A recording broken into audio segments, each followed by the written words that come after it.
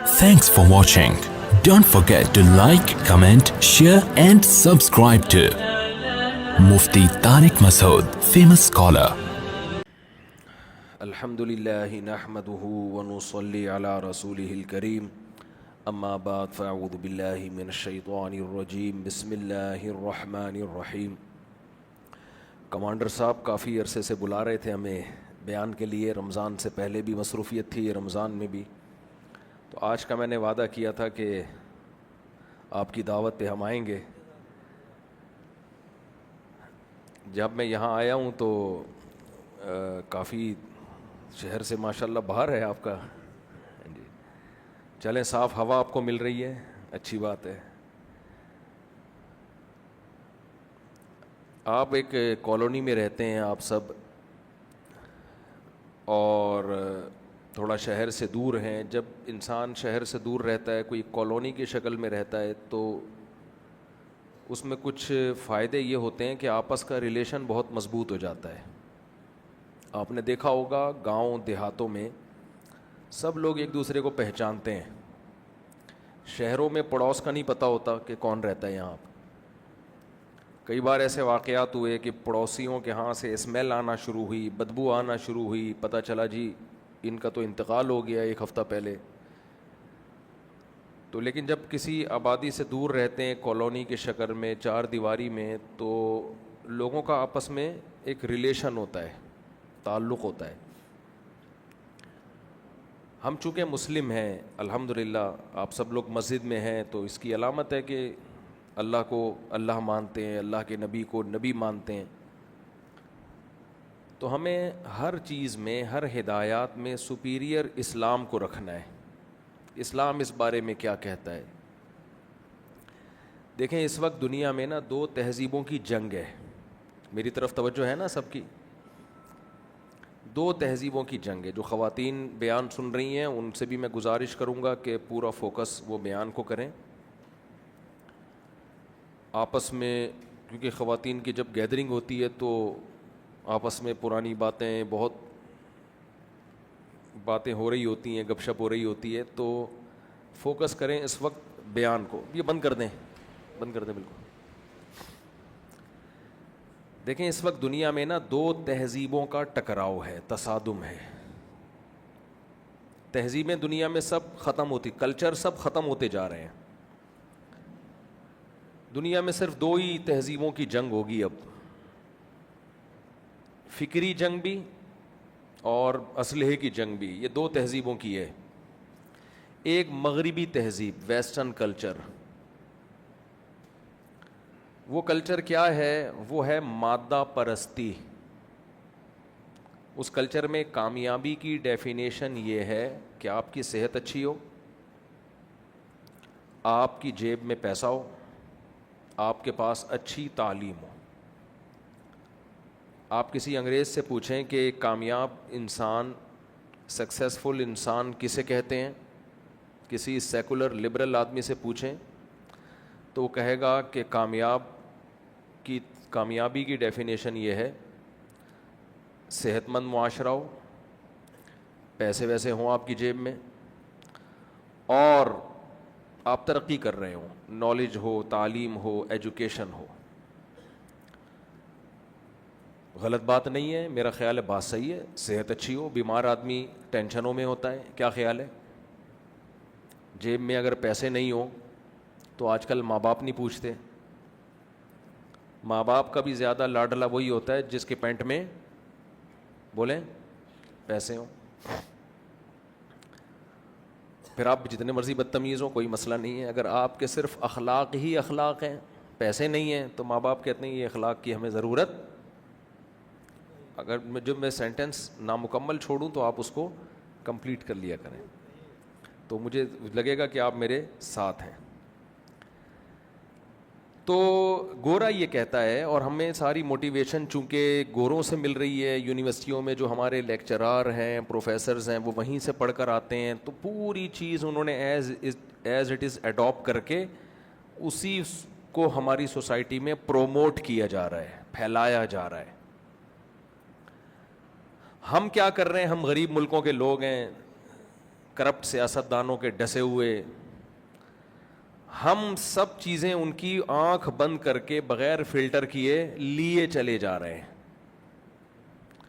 صرف اتنا فرق ہے کہ ہم کہتے ہیں کہ بھئی تھوڑا سا وہ کرسمس منائیں گے، ہم عید الفطر منائیں گے، ہم بقرعید منا لیں گے، اور ہم کبھی کبھار مسجد میں ٹوپی پہن کے حاضری دے دیں گے. وہ ہر قوم کا ایک کلچر ہوتا ہے.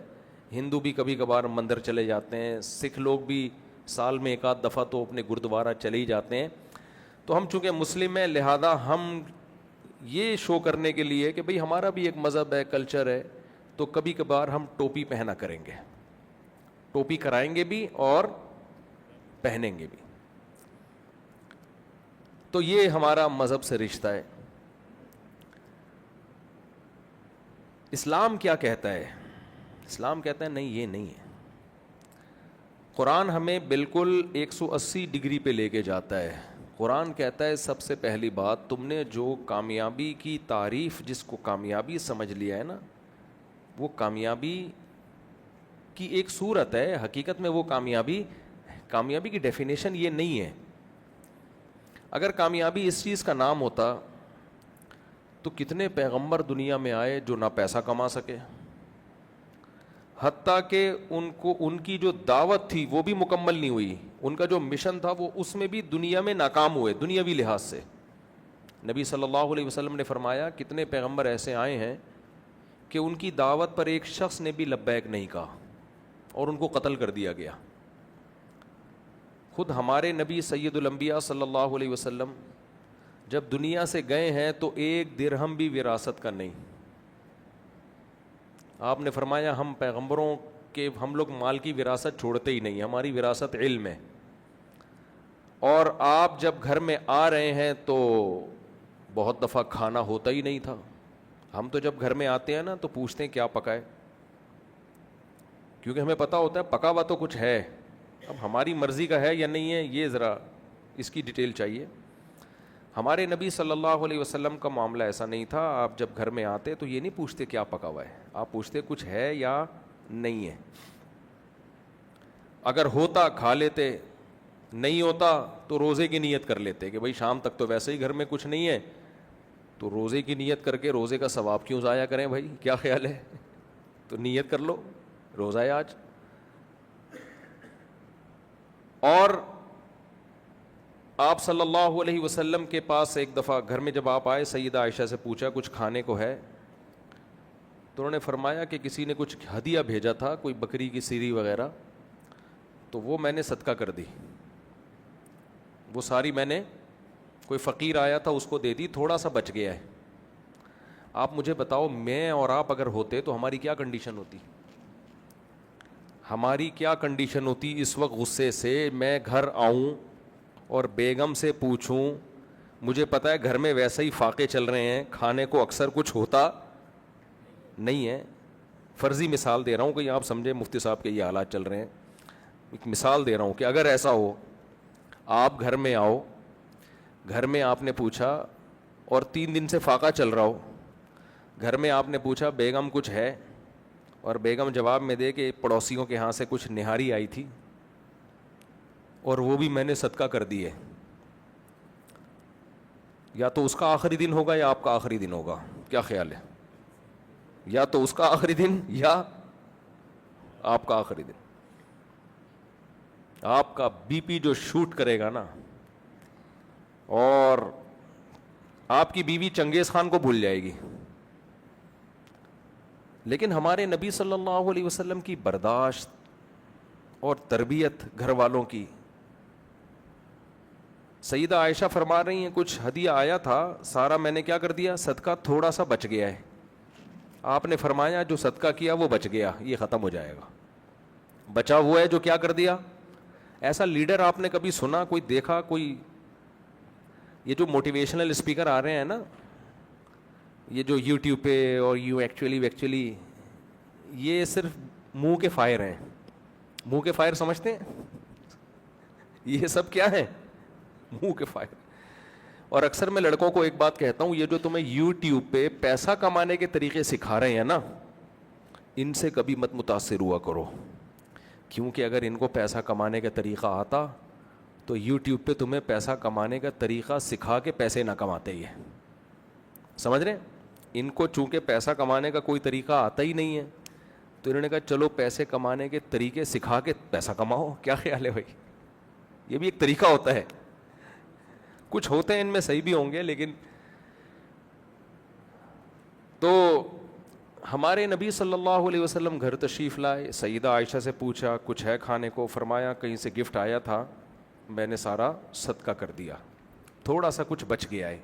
تو آپ نے فرمایا جو صدقہ کر دیا وہ بچ گیا, جو رہ گیا وہ ختم ہو جائے گا. تو بچا تو وہ ہے جو آگے بھیج دیا. اب آپ بتاؤ, مادہ پرست اور اسلام, ان کی دعوت میں 180 ڈگری کا فرق ہو گیا کہ نہیں ہو گیا؟ کیا خیال ہے؟ تو اس سے پتہ چلتا ہے بھائی کامیابی کی ڈیفینیشن اسلام کی نظر میں بالکل کچھ اور ہے. وہ کیا ہے وہ میں بھی آتا ہوں اس کی طرف, میں بھی بتاؤں گا انشاءاللہ. لیکن اسلام کی اور انگریز کی دعوت میں زمین اور آسمان کا فرق ہے. اسلام کہتا ہے بھائی ہم بنے آخرت کے لیے ہیں, آخرت کے لیے, دنیا کے لیے نہیں بنے ہم. ایک اشکال ہوگا, اس کا جواب دے کے پھر میں آگے چلتا ہوں. اشکال یہ ہوگا کہ آپ کہیں گے مفتی صاحب آپ نے تو ڈرا دیا یار, اس کا مطلب ہم بھی یہی لائف اسٹائل ہو ہمارا, گھر ہم جب جائیں تو 2 دن فاقے چل رہے ہوں, گھر میں جا کے ہم بیگم سے پوچھیں کیا پکا ہے, وہ کہے کچھ بھی نہیں ہے. پڑوسیوں کے ہاں سے 2 کوفتے آئے تھے, ایک کوفتہ میں نے پڑوسیوں کو گفٹ کر دیا, ایک رہ گیا ہے, اور ہم اس کو سمجھا رہے ہوں ویل ڈن بیگم, جو گفٹ کر دیا وہ بچ گیا, یہ تو ختم ہو جائے گا, دنیا دار فانی ہے, ختم ہونے والی ہے, ایسا کرو یہ آدھا بھی دے دو کسی کو. تو اب آپ کے ذہن میں ہوگا یار یہ تو لائف نہ رہی نا, کیا خیال ہے؟ یہ ہے اسلام. مفتی صاحب آپ ہمیں یہ والا اسلام بتانے کے لیے آئے ہو؟ یہ تو ہم جنگل میں رہ رہے ہیں یا ہم شہر میں رہ رہے ہیں؟ تو دیکھیں کبھی بھی ایک حدیث دیکھ کے کبھی فیصلہ نہیں کیا جاتا. ایک حدیث دیکھ کے, میں اس کی ایک مثال دیتا ہوں. نبی صلی اللہ علیہ وسلم نے ایک صحابی کو دیکھا کہ آپ درخت لگا رہے ہیں. آپ صلی اللہ علیہ وسلم نے ان صحابی سے فرمایا کہ تم یہ کیوں لگا رہے ہو؟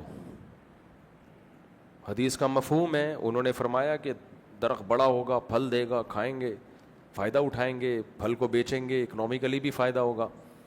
آپ صلی اللہ علیہ وسلم نے فرمایا کہ بڑی لمبی امیدیں لگا کے بیٹھے ہوئے ہو, موت کا پل بھر کا پتہ نہیں ہے, اور پلاننگ کر رہے ہو 5-5 10-10 سال بعد کی. کیا پتہ تمہاری موت کل آ جائے, پرسوں آ جائے. اب جس نے یہ حدیث دیکھی ہو, صرف یہ حدیث سنی ہو, اس کو کیا میسج جائے گا کہ اسلام درخت لگانے کو کے عمل کو موٹیویٹ کرتا ہے یا ڈی موٹیویٹ کرتا ہے؟ بولیں. D motivate. گویا اسلام میں درخت لگانے کی حوصلہ افزائی نہیں ہے, یہی میسج جائے گا نا. تبھی یہ جو آج کل نئے نئے اسکالرز آ رہے ہیں نا, حدیثوں کے ریفرنس دے کے مسئلے بیان کر رہے ہوتے ہیں, جب تک پورا پراپر علم نہ ہو صرف ریفرنسز سے کام نہیں چلتا. آپ نے میڈیکل سائنس کی ایک کتاب دیکھی, گردے پہ پتھری نکالنے کا طریقہ, اور وہ یوٹیوب پہ کلپ بنا کے ڈال دیا.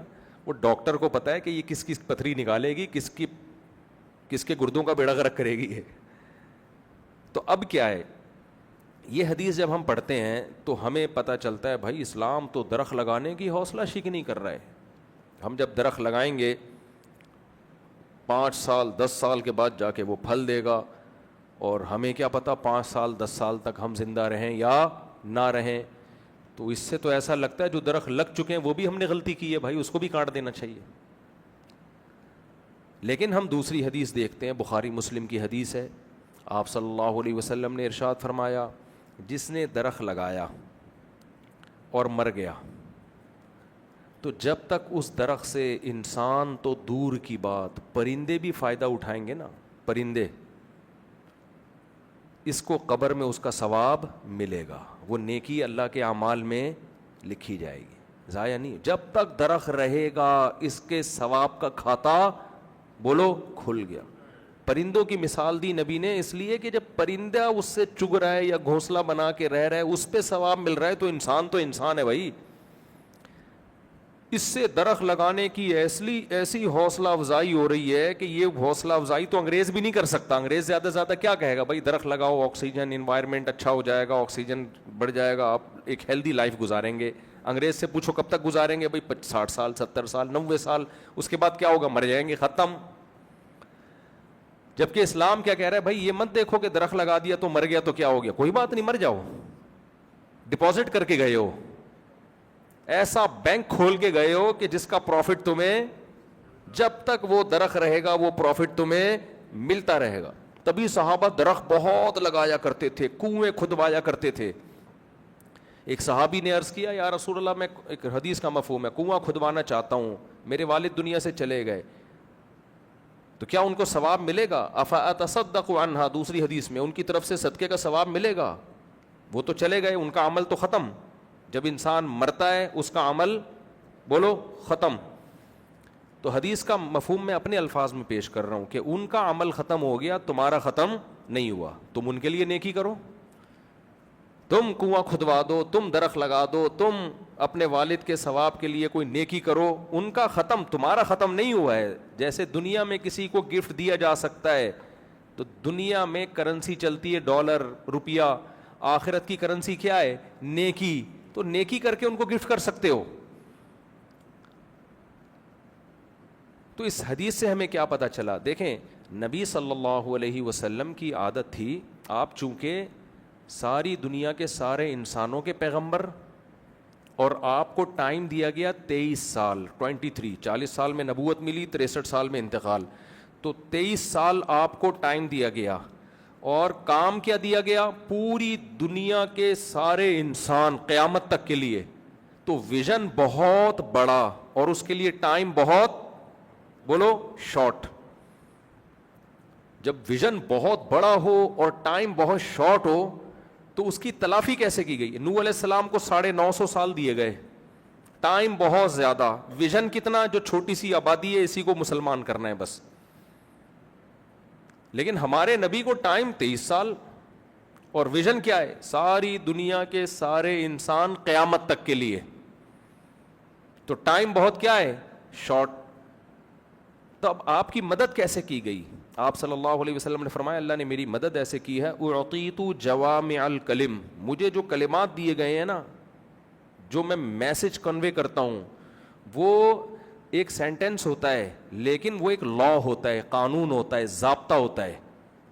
تھوڑی گاڑی باتیں آج میں کر رہا ہوں لیکن میں اس کو مثال سے سمجھاتا ہوں, اس سے انشاءاللہ سمجھ میں آئے گا.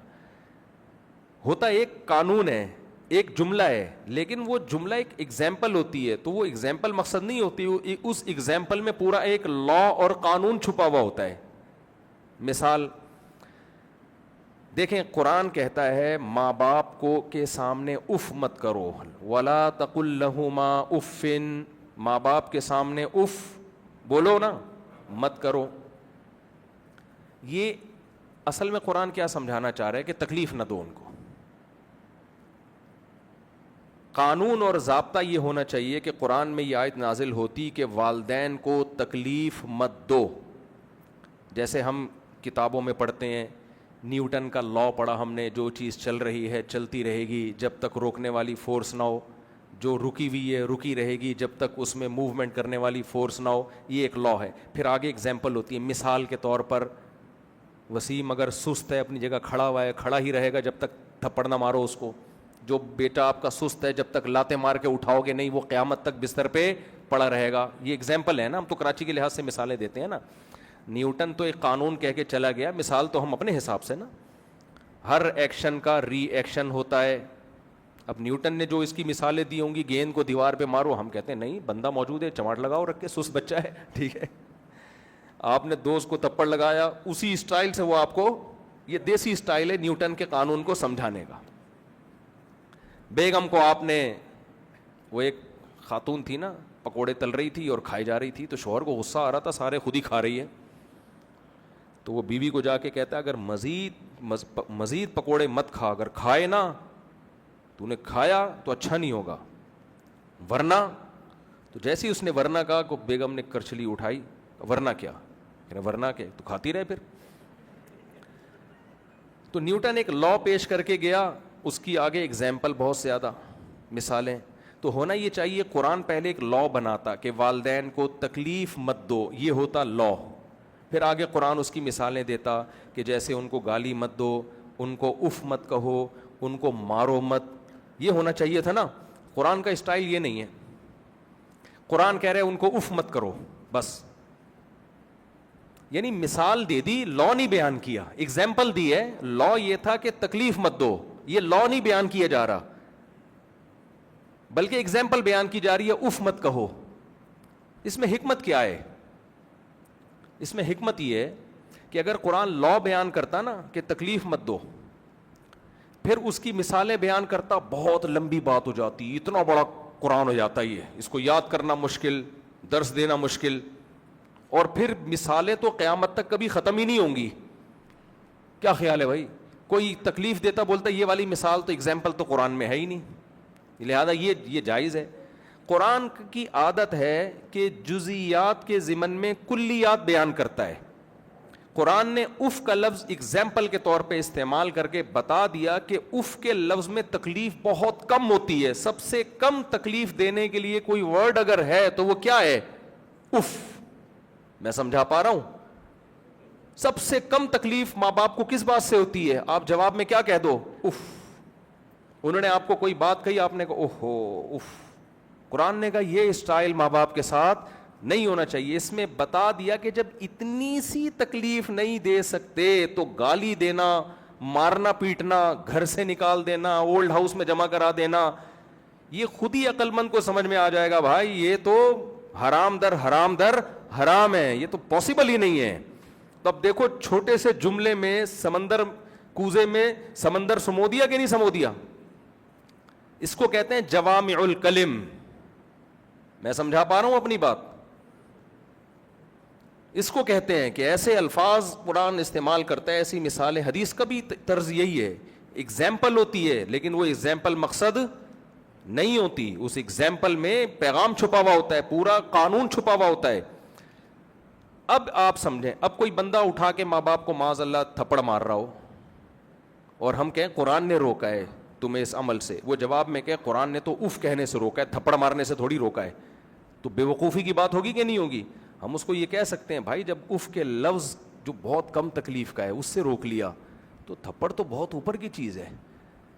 تو اس لیے اف وہ مثال قرآن نے بیان کی کہ اس سے لا زیادہ اچھے طریقے سے بیان ہو جاتا ہے, قانون زیادہ اچھے طریقے سے بیان ہو جاتا ہے. اب سمجھیں, رسول اللہ صلی اللہ علیہ وسلم نے ارشاد فرمایا جس نے درخت لگایا اور مر گیا تو یہ درخت جب تک چرند پرند بھی کھائیں گے اس کو ثواب ملتا رہے گا. یہ ایک ایگزامپل ہے, لیکن اس میں ایک بہت زبردست قانون بولو چھپا ہوا ہے, لا بیان کر دیا. وہ لا کیا بیان کیا اس کو سمجھیں. جب پہلی بات, درخت یہ ترقی کی ایک سب سے بڑی علامت ہے. ترقی کسے کہتے ہیں؟ لوگوں کی لائف خوشحال ہو, اچھی ہو. تو جو زراعت ہے اور درخت ہے یہ سب سے پہلی علامت ہے کسی ملک کے ترقی یافتہ ہونے. کھانا پینا مل رہا ہوں ان کو. آپ کہہ سکتے ہیں بہت سے ایسے کنٹریز ہیں جن میں درخت نہیں ہے لیکن بڑی ترقی ہے, تو بھائی وہ ترقی ان ملکوں کی وجہ سے جن میں درخت ہیں. سعودی عرب میں درخت نہیں ہے لیکن جن ملکوں سے وہاں پھل آتے ہیں نا, اگر ان ملکوں میں بھی درخت گئے تو وہ عرب پٹرول پئیں گے کیا؟ کیا کھائیں گے وہ لوگ؟ وہ بھی اپنے ملکوں میں یجبا الیہ ثمرات کل شیء. قرآن کہتا ہے مکہ میں ہر طرح کی دنیا کے پھل آتے ہیں, تو وہ پھل کیا فیکٹریوں میں اگتے ہیں یا کہاں اگتے ہیں؟ وہ دیکھیں بارش اور درخت کا کنیکشن ہے نا. کسی ملک کو اگر تباہ کرنا ہو تو قدرت سب سے پہلے کیا کرتی ہے؟ بارشیں روک لیتی ہے. نہ پٹرول کام آئے گا نہ ڈیزل کام آئے گا, کچھ بھی نہیں. بارش سے درخت پیدا ہوتے ہیں, زراعت ہوتی ہے. تو ترقی کا جو ایک سب سے بڑا سائن ہے, علامت ہے, وہ کیا ہے؟ بولیں درخت. سمجھ میں آ رہی ہے بات کہ نہیں آ رہی؟ اور درخت مادی ترقی کا ذریعہ ہے سب سے پہلے. مادی ترقی یہ آپ کی ہوا کو بھی صاف کرتا ہے, یہ آپ کو اکنامکلی مضبوط بھی کرتے ہیں, آپ کی خوراک کا بھی ذریعہ بنتے ہیں. انہی درختوں کو گوشت خور جانور کھاتے ہیں تو ہمیں گوشت بھی یہاں سے ملتا ہے. گوشت بھی ہمیں جو ہمیں ملتا ہے وہ بھی پودوں اور درختوں سے ملتا ہے گوشت. دودھ ہم اگر پی رہے ہیں تو یہ دودھ کہاں سے آتا ہے؟ گائے گھاس کھاتی ہے, درختوں سے اگنے والی چیزیں کھاتی ہے, اس کے بعد ہمیں دودھ ملتا ہے. تو درخت ایک بہترین سائن ہے, علامت ہے ترقی کا, اور دنیاوی مادی ترقی کا. سمجھتے ہیں کہ نہیں سمجھتے؟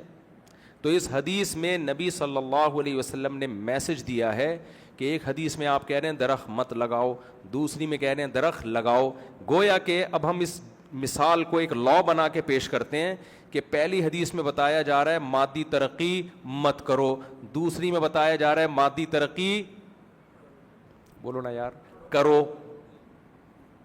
کیا خیال ہے؟ تو فرق کیا ہے بھائی؟ ایک ہی نبی ایک ہی کام کے کرنے کا اور ایک ہی کام سے روکنے کا حکم دے سکتے ہیں.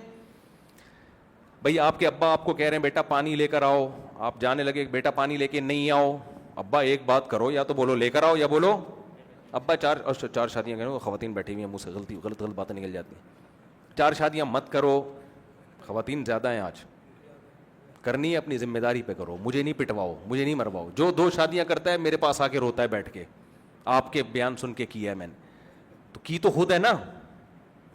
اتنے لوگ ہیں بھاگ کے آئے ہیں میرے پاس, 2 راتیں گزاری ہیں کہ ہم نے دوسری کی اور پھنس گئے مفتی صاحب, برا حال ہو گیا, چرس پینا شروع کر دی. ایسے لوگ ہیں, اللہ بچائے. تو میں کہتا ہوں پھر ان کے رشتہ دار آتے ہیں آپ نے کروائی ہے. میں نے کہا میں اس کو جانتا نہیں ہوں. کہہ رہے نہیں آپ کے بیانات سنے. میں نے کہا وہ تو قرآن سن لیتا بھائی, میرے بیانات کیا وہ تو اچھا کرتے خود ہیں, انجوائے لائف کو خود کرتے ہیں, اور ساری بلی کس پہ ڈالتے ہیں؟ ہمارے اوپر. جیسے ورلڈ ٹریڈ سینٹر تباہ امریکہ میں ہوا, ملبہ کہاں گرا؟ ہم پہ گرا ہے اس کا ملبہ ہم پہ گرا ہے, اس کا تباہ وہاں ہوتا ہے. وہ ترقی یافتہ ملکوں میں جو بھی ٹینشن ہوتی ہے وہ پارسل کدھر ہوتی ہے؟ وہ ہم غریب ملکوں پہ آتی ہے وہ ساری. تو خیر, تو اب مجھے ایک بات بتاؤ, ایک حدیث میں کہا جا رہا ہے درخت مت لگاؤ, اور درخت لگانا مادی ترقی کی ایک علامت ہے, تو درخت مقصد نہیں ہے. مادی ترقی مت کرو, ایک میں کہا جا رہا ہے مادی ترقی کرو. اور میں اس کو اور آسان سمجھاتا ہوں. دیکھیں جب آپ مادی ترقی کرنے لگتے ہیں تو کبھی اس ترقی میں آپ کامیاب ہوتے ہیں, کبھی ناکام ہوتے ہیں. ایسا ہی ہے نا؟ کیا خیال ہے بھائی؟ کبھی آپ ناکام ہو جاتے ہیں, کبھی جزوی کامیابی ملتی ہے. جیسے لوگ CA کر رہے ہوتے ہیں نا, چارٹرڈ اکاؤنٹنٹ بن رہے ہوتے ہیں, کچھ تو پاس کر کے نکل جاتے ہیں, کچھ فیل ہوتے ہیں, لیکن کسی نہ کسی کمپنی میں جڑ جاتے ہیں کہ چلو یار چارٹرڈ اکاؤنٹنٹ فیل بھی اس سے بہرحال بہتر ہے جس نے ایگزام ہی نہ دیا ہو. تو وہ بھی جزوی کامیابی ہو گئی کہ نہیں ہو گئی؟ کیا خیال ہے؟ کبھی ایسا ہوتا ہے کہ آپ کو آپ کی مرضی کی جاب ملتی ہے, کبھی نہیں ملتی, کچھ نہ کچھ کام آئی. میٹرک چاہے ترقی پاس بھی ہو نا, کچھ نہ کچھ کام, رشتہ تو مل جاتا ہے کم از کم کہ ہمارا بچہ میٹرک پاس ہے. اب کون سا وہ رپورٹ دیکھ رہے ہیں جا کے, تو رشتہ تو ہو ہی جاتا ہے جی. میٹرک پاس لڑکے کو 8ویں پاس کا رشتہ تو مل ہی جائے گا نا. کیا خیال ہے؟ چاہے جاب ملے نہ ملے, 8ویں پاس لڑکی کا رشتہ مل جائے گا اس کو. تو کچھ نہ کچھ کامیابی تھوڑی بہت ہو جاتی ہے. لیکن سب سے بڑی ناکامی کیا ہے؟ کہ آپ نے مادی ترقی کے لیے کام کیا اور آپ کی موت واقع ہو گئی, تو آپ کا تو پروگرام وڑ گیا. اب اس کو ہم یہ نہیں کہیں گے کچھ تو فائدہ ہوا, بھائی کچھ بھی نہیں ہوا. آپ نے CA کیا, چارٹرڈ اکاؤنٹنٹ بنے, بڑی محنت کی, اسٹرگل کیا, آپ کے ماں باپ کی دعائیں اور صدقات و خیرات اور 27ویں رات کی دعائیں اور محنت اور بہنوں کی دعائیں, ماؤں کی دعائیں, جب ہمارا بچہ CA کرے گا, وہ جناب ہوتے ہوتے جس دن آپ چارٹرڈ اکاؤنٹنٹ بنے, اور قرضے ورضے بھی بہت لوگوں سے لے چکے تھے, آپ نے کہا 2 تنخواہوں میں سارے قرضے نکل جائیں گے, کوئی مسئلہ نہیں ہے, اور جناب آپ کی جاب کا پہلا دن اور ڈمپر کچل کے اللہ نہ کرے چلا گیا آپ کو. اس کو جزوی کامیابی کہیں گے؟ بھائی جب موت ہو گئی نا تو پھر تو بالکل ماں باپ کہیں گے بھائی اس پہ ہم نے خام میں اتنی محنت کی. تو نبی نے مثال کیا دی ہے کہ درخت لگایا اور مر گیا. اس سے بڑی کوئی ناکامی ہو سکتی ہے؟ لیکن نبی کہہ رہے ہیں, ایک مثال میں سمجھا رہے ہیں کہ درخت مت لگاؤ, یعنی اس سے ہمیں جو میسج مل رہا ہے, نبی یہ نہیں کہہ رہے کہ مت لگاؤ, جو میسج یہ مل رہا ہے کہ حوصلہ شکنی ہو رہی ہے درخت کی. دوسری مثال میں کیا کہ مرنے کے بعد بھی اس کا ثواب ملتا رہے گا. اس سے ہمیں دونوں حدیثوں کو ملاؤ تو میسج یہ ملتا ہے کہ مادی ترقی اگر آخرت کے جذبے سے ہو, انسانیت کی خدمت کے جذبے سے ہو, حتیٰ کہ جانوروں کی خدمت کے جذبے سے ہو, یعنی اللہ کی مخلوق کے خدمت کے جذبے سے ہو, تو پھر اس میں ناکامی ہے ہی نہیں. کوئی بات نہیں, آپ اس ترقی کی اینٹ رکھیں, مر جائیں, کوئی پرابلم نہیں ہے, آپ پھر بھی کامیاب ہیں. اور اگر آپ کی نیت آخرت نہیں ہے, آپ کی نیت صرف اپنی توند بھرنی ہے, ہوس, عیاشی, کوئی بھروسہ نہیں ہے. پھر اگر آپ زندہ رہ بھی گئے تو بھی ناکام ہے. کتنے دن عیاشی کر لیں گے؟ قارون سے زیادہ دولت کما سکتے ہیں ہم؟ بولو بھائی کیا ہو گیا؟ فرعون سے زیادہ حکومت آ سکتی ہے ہمارے پاس؟ ہزاروں بچوں کو ذبح کر دیا, کوئی احتجاج کرنے والا نہیں تھا. قوم میں اتنی طاقت نہیں تھی کہ احتجاج کرے اس کے خلاف. اور ادھر موسیٰ علیہ السلام تھے. فرعون بار بار تانے دیتا تھا موسیٰ علیہ السلام کو, ام انا خیر من ھذا الذی ھو مہین, لوگوں میں بہتر ہوں یا یہ بہتر ہیں؟ ان کے پاس نہ سونے کے کنگن, نہ بڑے باغات, یہ مسکین ہے, میں دولت مند ہوں. آپ کا کیا خیال ہے, فرعون کامیاب ہوا یا موسیٰ علیہ السلام کامیاب ہوئے؟ موسیٰ علیہ السلام کامیاب ہوئے. تو کیا موسیٰ علیہ السلام نے جاب نہیں کی تھی؟ کی تھی انہوں نے. جب مدین گئے ہیں تو جہاں ان کا رشتہ طے ہوا, جو ان کی وائف تھیں, زوجہ تھیں, ان کے والد نے کیا کہا, اپنی بیٹی شرط پہ دوں گا 10 سال بکریاں چرائیں آپ. تو حضرت موسیٰ کہہ سکتے تھے مجھے کیا ضرورت ہے جاب کی, میں کوئی دنیا کمانے آیا ہوں یہاں پہ, میں کچھ نہیں کماؤں گا, میں فاقوں سے رہوں گا. نہ بھائی, جو موقع مل رہا ہے آپ کو, یہ بھی تو ایک مادی ترقی تھی نا. کیا خیال ہے بھائی, شادی بھی ہو رہی ہے اور جاب بھی مل رہی ہے, کوئی بات نہیں, سرے 10 جو جاب ملے قبول کر لو, مسافر ہوں بھائی, روزی روٹی تو چاہیے. تو کتنی ٹف جاب کی موسیٰ علیہ السلام نے, 10 سال بکریاں چرائیں موسیٰ علیہ السلام. جو آپ کے پاس وسائل ہیں مادی ترقی کے, اسلام کہتا ہے اس وقت ان وسائل کو بروئے کار لانا ہے. مادی ترقی سے نہیں روکتا اسلام, اگر روکتا ہوتا تو حضرت عثمان کے کروڑوں کے اثاثے نہ ہوتے. ہمارے نبی کی کنڈیشن تو یہ تھی, گھر میں فاقے ہیں, لیکن سب صحابہ کی یہ کنڈیشن نہیں تھی. حضرت ابو بکر کے کروڑوں روپے کے اثاثے تھے. حضرت عثمان جو تھے, جب ان کے تجارتی قافلے مدینہ میں آتے نا شام سے, تو اتنے بڑے اونٹوں کا, اتنی بڑی تعداد میں اونٹ مال لے کر آتے تھے کہ مدینہ کی زمین ہلتی تھی. مجھے ہلنے سے نا ایک چیز بہت یاد آتی ہے. میں امریکہ میں تھا تو ہم کسی فراڈی سے بھاگے, وہاں میرے نام پہ چندہ کر رہے تھے. وہ کسی دوست کے گھر گئے, انہوں نے مجھے جگہ دی, میں تھکا ہوا تھا بہت, 2-3 دن سے سویا نہیں تھا, تو مجھے ٹرین کے ٹریک کے قریب کوئی کمرہ تھا, وہ دے دیا انہوں نے. اب میں جب لیٹتا ہوں تو جیسے ہی کوئی ٹرین گزرے پوری زمین ہلے. پھر میں اچھا مجھے سمجھ میں نہیں آ رہا تھا یہ ہو کیا رہا ہے. ایئر ٹائٹ روم تھا, آواز آ نہیں رہی تھی ٹرین کی, خالی وائبریشن ہوتی تھی. میں حیران تھا, یار موبائل تو ہم نے وائبریشن پہ دیکھا, کسی کا کمرہ بھی وائبریشن پہ سیٹ ہو گیا ہو, یہ پہلی دفعہ دیکھ رہا ہوں میں. جب بھی ہلتی زمین تو میں سو نہیں سکا. میں نے صبح کہا یار آپ مجھے وائبریشن پہ کیوں لگا کے چلے گئے تھے بھائی؟ تو انہوں نے کہا یار مفتی صاحب سوری, وہ پیچھے ٹرین گزرتی تھی تو یہ کیا ہوتا تھا, یہ ہلتی ہے. تو اس سے اتنی بات پتہ چل گئی, اتنی ترقی کے باوجود بھی امریکہ میں ٹرین گزرتی ہے تو زمین کیا ہوتی ہے, ہلتی ہے. تو ہم جب یہ کتابوں میں سنتے پڑھتے تھے کہ عثمان رضی اللہ عنہ کے جب اونٹوں کا قافلہ آتا تھا تو مدینہ کی زمین میں وائبریشن ہوتی تھی, تو مجھے یقین آ گیا کہ بھائی ہوتی ہوگی, صحیح ہے نا. تو اتنا بڑا تجارتی قافلہ آتا تھا. تو ہمارے نبی نے ان سے یہ نہیں فرمایا کہ عثمان میرے گھر میں فاقے چلتے ہیں اور تم کروڑوں خربوں کا بزنس کر رہے ہو, نہیں منع کیا ان کو, کیونکہ یہ اسلام کو جو ترقی ملی ہے اس میں حضرت عثمان کی کہ بہت زیادہ کوآرڈینیٹ کیا حضرت عثمان نے. حضرت عثمان کے دور کے کنویں اب تک چلے آ رہے ہیں جو انہوں نے وقف کیے تھے. بہت سارے, عبد الرحمن ابن عوف رضی اللہ عنہ بہت مالدار صحابی تھے. حضرت مغیرہ ابن شعبہ بہت مالدار. حضرت نے مغیرہ ابن شعبہ کی مالداری کا ایک واقعہ سناتا ہوں, خواتین ناراض نہ ہوں. ظاہر جب مال زیادہ تھا تو بیویاں بھی زیادہ تھیں. تو جب نکاح کرتے نا تو 3 دن ولیمہ کرتے تھے وہ, اور لنگر چلتا تھا 24 گھنٹے. ہم نے بڑے بڑے ولیمے دیکھے ہیں, بہت لگژری ولیمے دیکھے ہیں بڑے بڑے مالداروں کے, آؤ اور کھا کے نکل جاؤ, 12 بجے لائٹیں بند, اس سے زیادہ نہیں دیکھا ہم نے. حضرت مغیرہ بن شعبہ کا ولیمہ جو ہوتا تھا نا, اور ایک دفعہ بھی نہیں ہوا. صحیح ہے نا. 3 دن تک کیا چلتا تھا؟ لنگر. 3 دن جتنے لوگ آئیں کھائیں جائیں. ہم پاکستانی ہوتے تو 6 چکر ہم ہی لگا کے آ رہے ہوتے, گھوم کے واپس اگلے دروازے سے آئے, پھر کھا کے چلے, پھر آتے پھر چلے جاتے.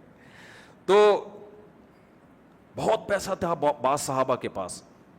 حضرت زبیر ابن عوام رضی اللہ تعالیٰ عنہ جب شہید ہوئے ہیں تو بہت دولت نکلی ان کی. تو اگر دولت رکھنا یا مادی ترقی بری چیز ہوتی تو نبی ان کو منع کرتے نا. نبی نے کوئی منع نہیں کیا. پھر نبی نے اپنی حالت ایسی کیوں رکھی؟ اس میں حکمتیں تھیں, کیونکہ آپ آخری نبی تھے. آخری نبی تھے آپ صلی اللہ علیہ وسلم. نہیں چاہتے تھے میرے اوپر کہیں بھی کوئی انگلی اٹھے. اللہ نے آپ کا مزاج ایسا بنایا. انگریز کہہ سکتا تھا آپ نے یہ سب دولت کے لیے کیا, تو آخری دم تک آپ نے مسکینی کو پسند کیا, کوئی فاقوں کو پسند کیا. وجہ اس کی ہے کہ کوئی آپ کے کردار پہ انگلی بولو نہ اٹھائے. لیکن جن کو طبیعت میں دماغ خراب ہوتا ہے وہ تو انگلیاں اٹھاتے ہیں. وہ کہتے ہیں ہمارے نبی نے 9 شادیاں کی ہیں, معاذ اللہ عیاشی ہے. بھائی اگر عیاشی کی نیت سے کی ہوتی تو پہلی شادی 25 سال میں آپ کی ہوئی ہے اور 40 سالہ بیوہ سے. معاذ اللہ نقل کفر. کوئی عیاش آدمی 25 سال میں 40 سالہ بیوہ, وہ بھی 2 دفعہ بیوہ ہوئی ہیں, ایسی خاتون سے نکاح کر کے دکھائے. کسی عیاش نے کبھی ایسا کیا ہے بھائی؟ اور 15 سال انہی کے ساتھ گزارے, 15 بھی نہیں بلکہ 25 سال, اور ان کی زندگی میں نکاح نہیں کیا. پوری جوانی کا ٹائم گزر گیا, 50 سال کے ہوئے, اس کے بعد آپ نے کثرت سے نکاح کیے ہیں, اور یہ بتانے کے لیے کیے ہیں. دیکھو نبی صلی اللہ علیہ وسلم اگر شروع میں زیادہ شادیاں کرتے تو یہ میسج کوئی گورے کو جا سکتا تھا کہ آپ نے معاذ اللہ شاید دنیا کی لالچ میں یہ کیا ہے. اور اگر کبھی بھی نہ کرتے تو اسلام کا یہ میسج کیسے فارورڈ ہوتا کہ اسلام زیادہ نکاح کو پسند کرتا ہے تاکہ سب خواتین کا گھر بس جائے. تو اللہ نے آپ سے کیا کیا کہ جب ابتدائی جوانی ہے اس میں ایک, اور جب عمر زیادہ ہو گئی, جب نکاح کی رغبت ختم ہوتی ہے, اس وقت دھڑ دھڑ نکاح کی. میسج بھی کنوے ہو گیا اور آپ کے کردار بھی ہر قسم کے الزام سے بری ہو گیا. سمجھ میں آ رہی ہے بات کہ نہیں آ رہی؟ تو اللہ نے, کیونکہ محمد صلی اللہ علیہ وسلم آخری نبی ہیں, تو آپ کی اس ذات کو ایسا بنایا ہے کہ کچھ حلال چیزیں بھی آپ پر پابندی لگی ہے تاکہ کوئی انگلی نہ اٹھے. اب مثال کے طور پر جن علماء کے پاس دولت ہوتی ہے, پیسہ ہوتا ہے, گاڑیاں ہوتی ہیں, وہ چیخ چیخ کے تھک جاتے ہیں, بھائی یہ چندے کا پیسہ نہیں ہے, میرا بزنس ہے, میرا کاروبار ہے, میں کھاتی پیتی فیملی سے میرا تعلق ہے. لوگ چھوڑتے ہیں, پھر بھی لوگ اعتراض کرتے ہیں. تو کوئی بات نہیں, اعتراض کر لیں لوگ. ایک عالم پر اعتماد نہیں ہے, دوسرے کے پاس چلے جائیں, ادھر نہیں ہے تیسرے کے پاس چلے جائیں. لیکن محمد صلی اللہ علیہ وسلم کے بارے میں ہمارے پاس یہ آپشن نہیں ہے کہ ایک نبی پر اعتراض ہے تو چلو آپ ان پر ایمان نہ لاؤ, موسیٰ علیہ السلام پر لے آؤ, ٹھیک ہے نا, ان کی تعلیمات کو فالو کریں. نہیں بھائی, آپ ساری دنیا کے سارے انسانوں کے پیغمبر ہیں, تو اب انسانیت کے پاس آپ کو فالو کرنے کے علاوہ کوئی آپشن ہے نہیں. تو اللہ نے آپ کو ہر طرح سے, ہر عیب سے پاک بنایا ہے تاکہ کسی لحاظ سے بھی آپ پر کوئی انگلی نہ اٹھے, انگلی نہ اٹھ سکے آپ کے کردار پر, کیریکٹر پر. لیکن اصولی طور پر اسلام دولت سے نفرت نہیں سکھاتا, مادی ترقی سے نفرت نہیں سکھاتا. کیوں؟ ہمارے نبی صلی اللہ علیہ وسلم نے فرمایا, صحیح حدیث, المؤمن القوی احب الی اللہ من المؤمن الضعیف, اللہ کو طاقتور مومن کمزور سے زیادہ محبوب ہے. اب یہ بھی سینٹنس ہے لیکن اس میں بھی ایک لا چھپا ہوا ہے. لا کا کیا مطلب؟ طاقت کا مطلب صرف ڈولے بنانا نہیں ہے کہ ایک جم سے بندہ نکلے, اللہ کو طاقتور مومن جو ہے زیادہ محبوب ہے, لہذا میرے 2.5 انچ اور تو بتا کتنے انچ کے ہیں تیرے, تو میں زیادہ اللہ کا محبوب. بھائی اوور آل اکنامکلی مضبوط ہونا یہ بھی اس میں داخل ہے, ایجوکیشن میں مضبوط ہونا یہ بھی اس میں, بولو نا. مالدار آدمی وہ اکنامکلی مضبوط ہوتا ہے بنسبت غریب کے, تو مالدار زیادہ محبوب ہوگا کہ نہیں ہوگا؟ وہ زیادہ محبوب ہوگا, وہ زیادہ سوسائٹی پہ اچھا اثر ڈال سکتا ہے. نبی صلی اللہ علیہ وسلم نے فرمایا, ایک دفعہ کچھ غریب صحابہ آئے نبی کی خدمت میں, عرض کیا کہ یا رسول اللہ, ہم نماز پڑھتے ہیں, مالدار لوگ بھی نماز پڑھتے ہیں, ہم تہجد پڑھتے ہیں, وہ بھی تہجد پڑھتے ہیں, ہم رمضان کے روزے رکھتے ہیں, وہ بھی روزے رکھتے ہیں, لیکن ایک کام وہ کرتے ہیں ہم نہیں کرتے, وہ صدقہ خیرات دیتے ہیں, ہم لیتے ہیں. تو لینے میں کوئی ثواب ہے بھائی؟ کبھی کہیں آپ نے سنا نبی نے فرمایا جس نے اتنے پیسے لیے جنت میں جائے گا؟ کیا خیال ہے؟ دینے کے فضائل ہیں اسلام میں. جس نے اتنا صدقہ دیا وہ جنت میں جائے گا. صدقہ بلاؤں کو ٹالتا ہے, صدقہ لینا بلاؤں کو نہیں ٹالتا, دینا بلاؤں کو ٹالتا ہے. تو کہیں بھی لینے کی موٹیویشن نہیں ہے اسلام میں, دینے کی ہے. ایک صحابی نبی کی خدمت میں آئے, عرض کیا یا رسول اللہ کچھ پیسے چاہیے. کچھ بھی نہیں ہے. آپ نے فرمایا گھر میں جو کچھ ہے وہ برتن لے کر آئے, آپ نے اس کو نیلام کیا, کلہاڑی خرید کے دی, اور کہا پھر ان کو آپ نے سکھایا. پھر فرمایا کہ اللہ کو حدیث کا مفہوم ہے دینے والا ہاتھ پسند ہے, لینا تو مجبوری میں ہوتا ہے, پسند نہیں ہے اللہ کو لینے والا ہاتھ. تو اب صحابی نے عرض کیا, صحابہ غریب صحابہ آئے, یا رسول اللہ ذهب اہل الدثور بالاجور, مالدار لوگ تو اجر لے گئے, ہم بھی تہجد پڑھتے ہیں وہ بھی پڑھتے ہیں, ہم بھی یہ عمل وہ بھی یہ عمل, لیکن ایک نیکی وہ کرتے ہیں ہم نہیں کر سکتے. وہ نیکی کیا؟ وہ دیتے ہیں اور ہم بولو لیتے ہیں. لینے کا تو کوئی ثواب نہیں, ہم دے سکتے نہیں ہیں, ہمارے پاس تو اپنے وسائل نہیں ہیں. تو آپ صلی اللہ علیہ وسلم نے ان غریب صحابہ کو ایک تسبیح بتائی کہ تم یہ تسبیح پڑھا کرو, یہ اللہ کا ذکر ہے مخصوص مقدار میں, یہ کیا کرو. وہ گئے, انہوں نے وہ ذکر کرنا شروع کر دیا. جب مالدار صحابہ کو علم ہوا تو انہوں نے بھی وہ تسبیحات شروع کر دیں. سمجھ رہے کہ نہیں سمجھ رہے؟ پھر وہ غریب صحابہ دوبارہ آئے. دیکھتے صحابہ میں دیکھیں آخرت میں تقابل کا جذبہ کتنا تھا کہ ہم ان سے اجر میں آگے نکل جائیں, جزاک اللہ, ہم اجر میں آگے نکل جائیں. تو وہ آئے, عرض کیا یا رسول اللہ وہ تو مالدار لوگوں نے بھی شروع کر دی وہ تسبیح. تو آپ نے کیا فرمایا؟ ذالک فضل اللہ یؤتیہ من یشاء, بھائی اللہ کا فضل ہے, جس کو چاہے دے دے. اللہ تمہارے کسی عمل کو ضائع نہیں کرے گا. لیکن اب ایک کو اللہ نے دولت دی اور وہ خیر کے کاموں میں خرچ کر رہا ہے, تو اب یہ اللہ کا فضل ہے. تو اس سے پتہ چلتا ہے طاقتور مومن کمزور مومن سے زیادہ اللہ کو محبوب. یہاں غریب لوگ بیچارے ایک ٹینشن میں جاتے ہیں کہ ایک تو ہم دنیا میں بھی پیچھے رہ گئے اور آخرت میں بھی ہم پیچھے رہ گئے, تو ہمارا تو بیڑا ہی غرق ہو گیا. تو اس کا جواب سن لیں, غریب آدمی ٹینشن میں نہ جائے. اصل میں ہوتا پتہ ہے کیا ہے, جیسے جیسے آزمائش بڑھتی ہے نا اجر بڑھتا ہے. جب دولت آتی ہے نا تو ایسا ہوتا نہیں ہے کہ اتنا نیک شریف شرفا بن کے زندگی گزار رہا ہو کہ روزے بھی رکھ رہا ہو, تہجد بھی پڑھ رہا ہو, صدقات و خیرات بھی کر رہا ہو, اور کسی غریب کو دیکھا وہ یہ والا عمل کر رہا ہے تو چلو میں بھی یہ عمل شروع کر دوں. ایسے امیر مارکیٹ میں کیا ہیں؟ شارٹ. غریب کے لیے دین پہ چلنا آسان ہوتا ہے ہی کچھ نہیں, روزہ رکھ لو, کیا خیال ہے بھائی, پینے پلانے کے لیے پیسے ہی نہیں ہیں. ہمارے ایک دوست تھے, گٹکا وہ کھاتے تھے, پان وہ, نسوار وہ, سگریٹ وہ, تھے غریب باپ کی اولاد. ایک دن میں نے دیکھا خالی نسوار پہ سیٹ ہو گئے. میرے کلاس فیلو تھے نا اسکول میں, ہاں وہ خالی نہیں, پٹھان بھی نہیں تھے, اردو اسپیکنگ تھے اور نسوار لیتے تھے. اردو اسپیکنگ, سگریٹ, پان, گٹکا, نسوار, یہ چاروں چیزیں چل رہی تھیں. ایک دن میں نے دیکھا صرف کس پہ آ گئے؟ نسوار پہ. میں نے کہا یار اللہ نے آپ کو توبہ کی توفیق دی, سگریٹ بھی چھوڑ دی, پان بھی, گٹکا بھی, ماشاءاللہ یار حوصلہ. کہتے ہیں حوصلہ کیا, پیسے ہی نہیں ہے. مہنگی پڑ رہی تھی, کہہ رہے یہ سستی پڑتی ہے. میں نے کہا دیکھو یہ غربت اس کے لیے کیا ہو گئی, فائدہ مند ہو گئی.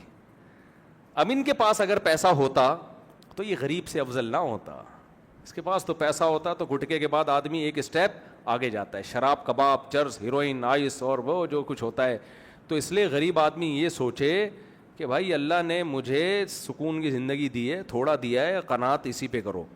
تو مالدار کی چونکہ آزمائش بہت زیادہ ہے, پیسہ آنے کے بعد عیاشی کے موقع بہت زیادہ ہیں, تو اس لیے پھر اللہ نے اس کو ایک آف دیا ہے کہ اگر تم خیر کے کاموں میں خرچ کرو گے تو تم اس غریب سے آگے نکل جاؤ گے. وہ آزمائش زیادہ ہے, اس کی ٹینشن اس لحاظ سے زیادہ ہے. تو میں بات کو بس سمیٹ کے ختم کرتا ہوں. تو دیکھو اس سے ان تمام باتوں سے ہمیں پتہ چل گیا کہ اسلام مادی ترقی کے خلاف نہیں ہے, بلکہ درخت کی مثال دے کے بتا دیا کہ مادی ترقی ہم نے کرنی ہے. یہی وجہ ہے انگریزوں نے یہ بات اپنی کتابوں میں لکھی, آپ گوگل پہ سرچ کریں آپ کو مل جائے گی. انگریز کہتے ہیں اگر اسلام دنیا میں نہ آتا تو جس سائنسی ترقی تک آج ہم پہنچے ہیں اس تک پہنچنے میں کم سے کم 500 سال ہمیں لگتے. مسلمان سائنسدانوں نے ہمارا 500 سال کا فاصلہ کم کر دیا ہے. ترقی تو ہوئی دنیا میں اسلام آنے کے بعد ہے, اس سے پہلے تو دنیا اندھیروں میں ڈوبی ہوئی تھی, نہ نہاتے تھے, نہ استنجا کرتے تھے, صفائی ستھرائی کا کوئی کانسیپٹ ہی نہیں تھا, غور و فکر کا تصور ہی نہیں تھا. مذاہب میں کیا تھا, وہ پنڈت جی نے جو بول دیا بس وہ پتھر پہ لکیر بن گیا. قرآن بار بار غور و فکر, غور و فکر, غور و فکر. یعقلون کا لفظ کتنی دفعہ قرآن میں آیا ہے, افلا تعقلون, عقل سے کام کیوں نہیں لیتے, افلا تتفکرون, غور و فکر کیوں نہیں کرتے. اور لہم قلوب لا یفقہون بہا, ان کے سینوں میں دل ہیں سمجھتے نہیں ہیں. تو غور و فکر کی دعوت کس نے دی ہے, یہ تو اسلام نے دی ہے. جتنا اسلام لاجک کی باتیں کرتا ہے نا, اتنا کوئی بھی نہیں کرتا جتنا اسلام بات کرتا ہے. تو تبھی جب دنیا میں اسلام آیا تو ترقیاں شروع ہوئی ہیں, سائنٹسٹ پیدا ہوئے ہیں. ایک ہندو کا کلپ میں نے سنا, ہندو پروفیسر, وہ کہہ رہے ہم آج کی دنیا میں ہر مذہب میں سائنٹسٹ موجود ہیں, ہر فیلڈ کے ماہرین, ہندوؤں میں بھی, مسلم میں بھی, عیسائیوں میں بھی, ہر فیلڈ کے ماہرین ہیں. لیکن اس نے کہا دنیا میں 1000 سال ایسے گزرے ہیں, ہر فیلڈ میں مسلم سائنٹسٹ کے علاوہ کسی اور کا نام ہمیں نہیں ملتا. یہ ہندو کے کمنٹس ہیں جو میں آپ سے کو بتا رہا ہوں, انڈیا کا ہندو ہے. 1000 سال ایسے زمین پہ گزرے ہیں کہ جس فیلڈ میں آپ جاؤ یار اس میں ماہر کون تھا, مسلم, مسلمانوں کے علاوہ کوئی تھا ہی نہیں. تو یہ اسلام کی برکت ہے. اب ہمارا جو اسلام سے رشتہ ہے وہ صرف ٹوپی اور کسی حد تک مسواک, سرما, ٹھیک ہے نا. کچھ لوگ زیادہ نیک ہیں, وہ موٹے موٹے سرمے کے ڈورے لگا رہے ہوتے ہیں. تو اب ہمارا وجہ کیا ہے, ہماری خلافتیں ختم ہو گئیں, ہماری حکومتیں ہماری حماقتوں سے ختم. تو جب حکومتیں ختم ہوتی ہیں تو غلام کا کوئی مذہب ہوتا ہے, بس اتنا ہی ہوتا ہے, عید میں نئے کپڑے پہن لو اور وہ جا کے اتار کے رکھ دو, اور بقرعید پہ بھی تھوڑی بہت کچھ کر لو, بس یہی چل رہا ہے ہمارا مارکیٹ میں. اس کے علاوہ کچھ رشتہ بچا نہیں ہے. اب میں جلدی سے بات کو, جو پورا یہ میری تمہید تھی, بیان ابھی شروع ہوا نہیں ہے, لیکن میں اب چھوٹا سا مختصر سی بات کرتا ہوں. دیکھو اسلام جو جس چیز پہ بلیو کرتا ہے نا, ایک منٹ بیٹا, میں وہ کیا کرتا ہے, اسلام 2 چیزوں کا نام ہے اور اسی کو اسلام کامیابی کہتا ہے. نمبر 1, اللہ سے اپنا ریلیشن مضبوط, اور اللہ کی مخلوق سے اپنا ریلیشن مضبوط بنایا جائے. گورے کے ہاں ریلیشن نام کی کوئی چیز نہیں ہے, وہ انڈیویجولزم کے قائل ہیں وہ لوگ. ہر آدمی انڈیپینڈنٹ, ہر آدمی کیا ہے, انڈیپینڈنٹ. ان کے ہاں پڑوسیوں کے حقوق نہیں ہوتے, ان کے ہاں ماں باپ کے حقوق نہیں ہوتے. ان کے ہاں 2 قسم کے حقوق ہیں, 3 قسم کے, جانوروں کے حقوق, ویمن رائٹس, ہیومن رائٹس, انسانوں کے حقوق, عورتوں کے حقوق, اور بولو جانوروں کے. سمجھ رہے کہ نہیں سمجھ رہے؟ اچھا, اب ان سے پوچھو عورتوں کے حقوق, ماشاءاللہ کیا حقوق ہیں جی خواتین کے حقوق ہیں کہ آپ تمیز سے بات کریں ان سے, اس کی مرضی کے بغیر ٹچ نہ کریں اس کو, کرنٹ لگے گا آپ کو بہت زور سے. اور کیا حقوق ہیں, وہ جاب کرنا چاہتی ہے تو روکے نہیں اس کو. اور کیا حقوق ہیں, بس ختم. ٹوٹل حقوق کیا ہو گئے, بولتے کیوں نہیں, ختم. ٹوٹل یہی حقوق ہیں. اور اس سے ہم بڑے متاثر ہوتے ہیں یار, خواتین کے حقوق تو ویسٹرن کلچر میں ہے یار, کوئی چھیڑ نہیں سکتا کسی خاتون کو, کوئی چھیڑ نہیں سکتا. کسی مرد نے ذرا سا ٹیڑھی نگاہ سے دیکھا, فوراً پولیس بلاتی ہے اور پولیس اٹھا کے اس آدمی کو اندر. کیا رائٹس ہیں یار, واٹ آر رائٹس. جب کسی نے کسی کے رائٹ چھیننے ہوتے ہیں نا تو مبہم اور مجمل حقوق بیان کیے جاتے ہیں, سمجھ رہے ہیں. مثال کے طور پر ہم کہیں ہماری اسٹیٹ پاکستان ہے, پاکستان کے کیا حقوق ہیں, اور میں کہوں حقوق یہ ہیں کہ آپ پاکستان کو برا بلا نہ کہیں, تو یہ کوئی حقوق ہوئے؟ نہیں بھائی, حقوق کی ڈیفینیشن ہے. ملک میں اگر جنگ مسلط ہو تو ہم نے کنٹری کا ساتھ دینا ہے, اپنی جان کی پرواہ بولو نہیں کر. جب ڈیٹیل میں جائیں گے نا ایک ایک چیز, اس کو کہتے ہیں حقوق. کوئی اسٹیٹ کے خلاف آواز اٹھا رہا ہے, تبھی میں آج نوجوانوں سے کہتا ہوں یہ جو سوشل میڈیا پہ, میں کوئی فوج کا بوٹ پالیشیا نہیں ہوں, جب بھی کوئی پازیٹیو بات کرتا ہے نا لوگ پٹھو کہنا شروع کر دیتے ہیں, حکومتی پٹھو. ہمیں ملک سے محبت ہے, ہمیں نہ اسٹیبلشمنٹ سے نہ کسی سیاستدان سے. ہمیں سب سے پہلے کس کو بچانا ہے, کنٹری کو. آپ کے پاس کوئی اگر آلٹرنیٹ آرمی موجود ہے تو آپ اس کو گندا کرتے رہیں. آپ بولے ہمارے پاس ایک اسپیئر میں ایک اور آرمی رکھی ہوئی ہے. اگر انڈیا سے بچانے کے لیے, دہشت گردوں سے بچانے کے لیے آپ کے پاس اس آرمی کے علاوہ کوئی آپشن نہیں ہے, تو بھائی یہی ہمارا باپ ہے. پھر سمجھ رہے ہو, ہم لڑیں گے, اپنے مسئلے اپنے گھر میں بیٹھ کے حل کریں گے. انڈیا کو خوش ہم, ابھی سوشل میڈیا ہمارے کنٹرول میں نہیں ہے. ابھی جو کچھ پروپیگنڈا ہو رہا ہے وہ انڈیا اور را کر رہی ہے, وہ اسرائیل کر رہا ہے, ہم اس کے اعلی کار بنے ہوئے ہیں. ہم آپس میں بیٹھ کے جو مرضی کریں وہ ٹھیک ہے, لیکن غیروں کو خوش نہ ہونے دو. اس میں پاکستان اگر ٹوٹ جاتا ہے, یہ برباد ہو جاتا ہے, تو یہ میرے اور آپ کے ہاتھ میں نہیں آئے گا, یہ اسرائیل کی گود میں جا کے گرے گا. اسرائیل نے عراق کو کھڈے لائن لگا دیا ہے, شام کو کھڈے لائن لگا دیا ہے, سمجھ رہے ہیں؟ اب کس کا نمبر ہے؟ پاکستان کا ہے. اور ہم خود اپنے ملک کے خلاف بھائی شخصیتوں سے محبت کرو, نفرت بھی کرو, محبت بھی کرو, اعتدال سے. اسٹیٹ پہ کوئی سمجھوتا نہیں ہو سکتا. سمجھ رہے ہو کہ نہیں سمجھ رہے؟ پہلے ملک ہے ہمارا, پاکستان ہے سب سے پہلے. لوگ کہتے ہیں نہیں جب سب سے پہلے اسلام ہے تو پاکستان ہوگا تو اسلام ہوگا. میرے بھائی اسلام ہی ہمیں یہ کہتا ہے کہ اسٹیٹ کو بچانا سب سے پہلی ذمہ داری ہے. خیر میں کدھر سیاست کی طرف چلا گیا, جو بات کو جلدی سمیٹتا ہوں. تو اسلام ہاں گورا حقوق بیان کرتا ہے, ہیومن رائٹس, ویمن رائٹس, بس ویمن رائٹس کیا ہیں؟ تھینک یو سے بات شروع کرو, تھینک یو پہ ختم. اس کے علاوہ کوئی رائٹس نہیں ہے. گوروں سے پوچھو اگر آپ کا بھائی معذور ہے تو اس کے کیا رائٹس ہیں؟ کہ اس کا رائٹس یہ کہ گورنمنٹ کو فون کرو میرے بھائی کے لیے کوئی سنبھالے, کوئی بندہ بھیجے اس کو پالنے کے لیے. آپ کے ماں باپ اگر بوڑھے ہیں تو کیا کرنا ہے؟ گورا کہتا ہے ماں باپ اگر بوڑھے ہیں تو اولڈ ہاؤس والوں کو فون کرو, اس کو سنبھالو بھائی, یہ ریاست کی رسپانسبلٹی ہے. میرے ابا کو سنبھالنا کس کی رسپانسبلٹی ہے؟ ریاست. ابے تو حقوق کہاں گئے یار؟ یہ حقوق ہیں کہ پولیس کو ٹائم پہ فون کیوں نہیں کیا آپ نے؟ اسلام ریلیشن پہ بلیو کرتا ہے تو اسلام کہتے ہیں نا نا نا ایسا نہیں ہے, ایسا نہیں ہے. اسلام کہتا ہے کہ عورت کے حقوق کی جب کوئی بات کرے نا تو اس سے پوچھا کرو کہ عورت کی تو بہت ساری قسمیں ہیں. ایک انٹی کے بھی وہی حقوق ہیں اور بیوی کے بھی وہی حقوق ہیں, تو بیوی اور انٹی میں فرق کیا ہو گیا؟ کیا خیال ہے بھائی؟ اماں کے بھی وہی حقوق ہیں جو عام انٹیوں کے ہیں, تو اماں میں اور انٹیوں میں فرق ہوا؟ بولو نا. اس لیے اسلام ایک ایک کی ڈیٹیل بتاتا ہے. اسلام کہتا ہے عورت اگر ماں کی شکل میں ہے تو اس کے حقوق یہ ہیں, اپنی دولت اور اپنا مال جب خرچ کرنا ہے تو اس کا سب سے پہلا حق کس کا ہے تمہاری دولت پہ؟ ماں اور باپ کا. اگر وہ بھوکے سو رہے ہیں, یہ گورنمنٹ کی رسپانسبلٹی نہیں ہے, یہ کس کی رسپانسبلٹی ہے؟ تمہاری. انہیں کوئی بیماری ہوتی ہے, بوڑھے ہوتے ہیں, تو ان کے قدموں میں جنت تلاش کرنی ہے. نبی صلی اللہ علیہ وسلم نے فرمایا اس شخص پر اللہ کی لعنت جس کو بوڑھے ماں باپ ملے اور خدمت کر کے اللہ سے گناہ نہیں معاف کروائے. اس نے اتنا بہترین جنت کا آپشن اس نے مس کر دیا.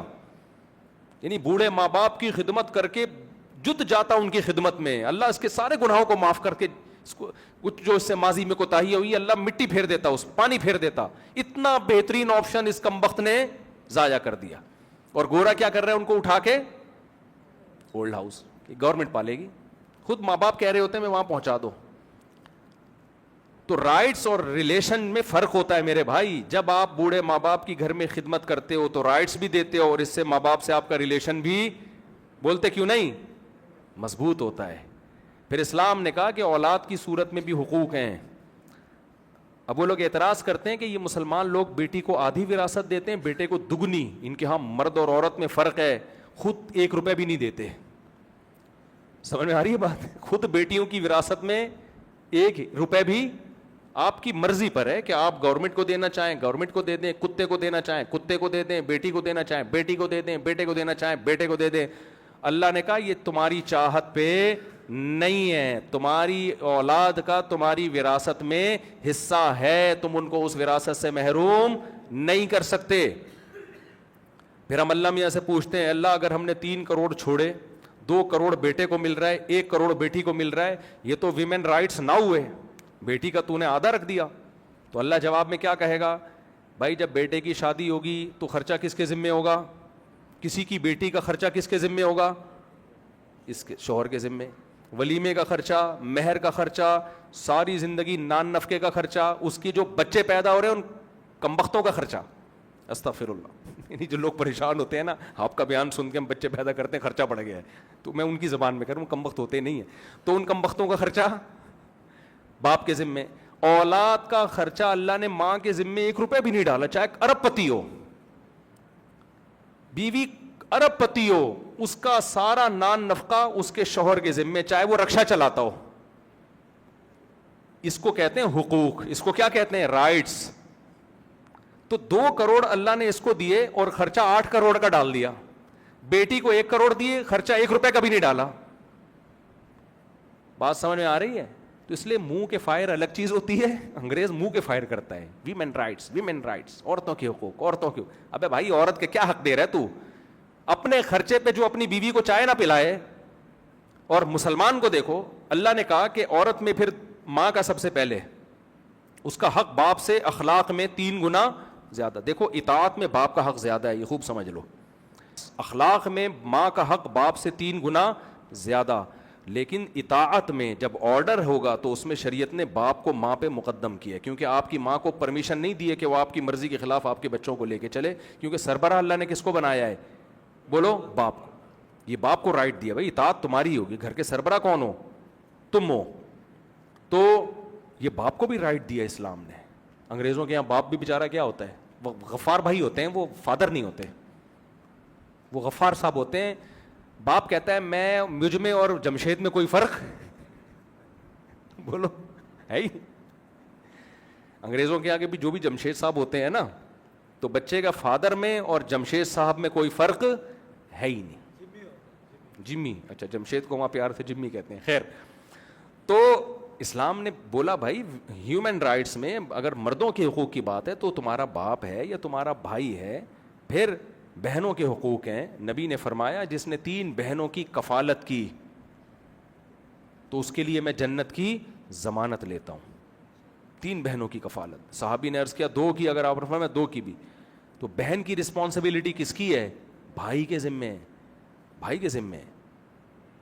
تو شادی کر کے بالکل بھول جاتے ہیں اس کے ساتھ سسرال میں کیا ہو رہا ہے. نہیں بھائی, آپ کی ذمہ داری ہے. تبھی تو سالہ کا لفظ ہمارے یہاں بڑا مشہور ہے. انگریزوں میں سالے ہوتے ہیں؟ نہیں ہوتے. سالے ہمارے یہاں ہوتے ہیں. ان کو پتہ ہوتا ہے کہ یار میں اپنی بیوی کو تنگ کروں گا تو یہ تو کچھ نہیں کر سکتی, لیکن اس کے پیچھے بھائی بہت ہیں. اس کو نام ہی اتنا, ہاں ابے سالے بولتے ہیں اس کو. اس کو پتا ہے کہ یہ فل ٹینشن ہے میرے لیے. تو خیر, انگریزوں کے ہاں پڑوسن میں اور بیوی میں کوئی فرق نہیں رہا, کوئی رائٹ نہیں ہے.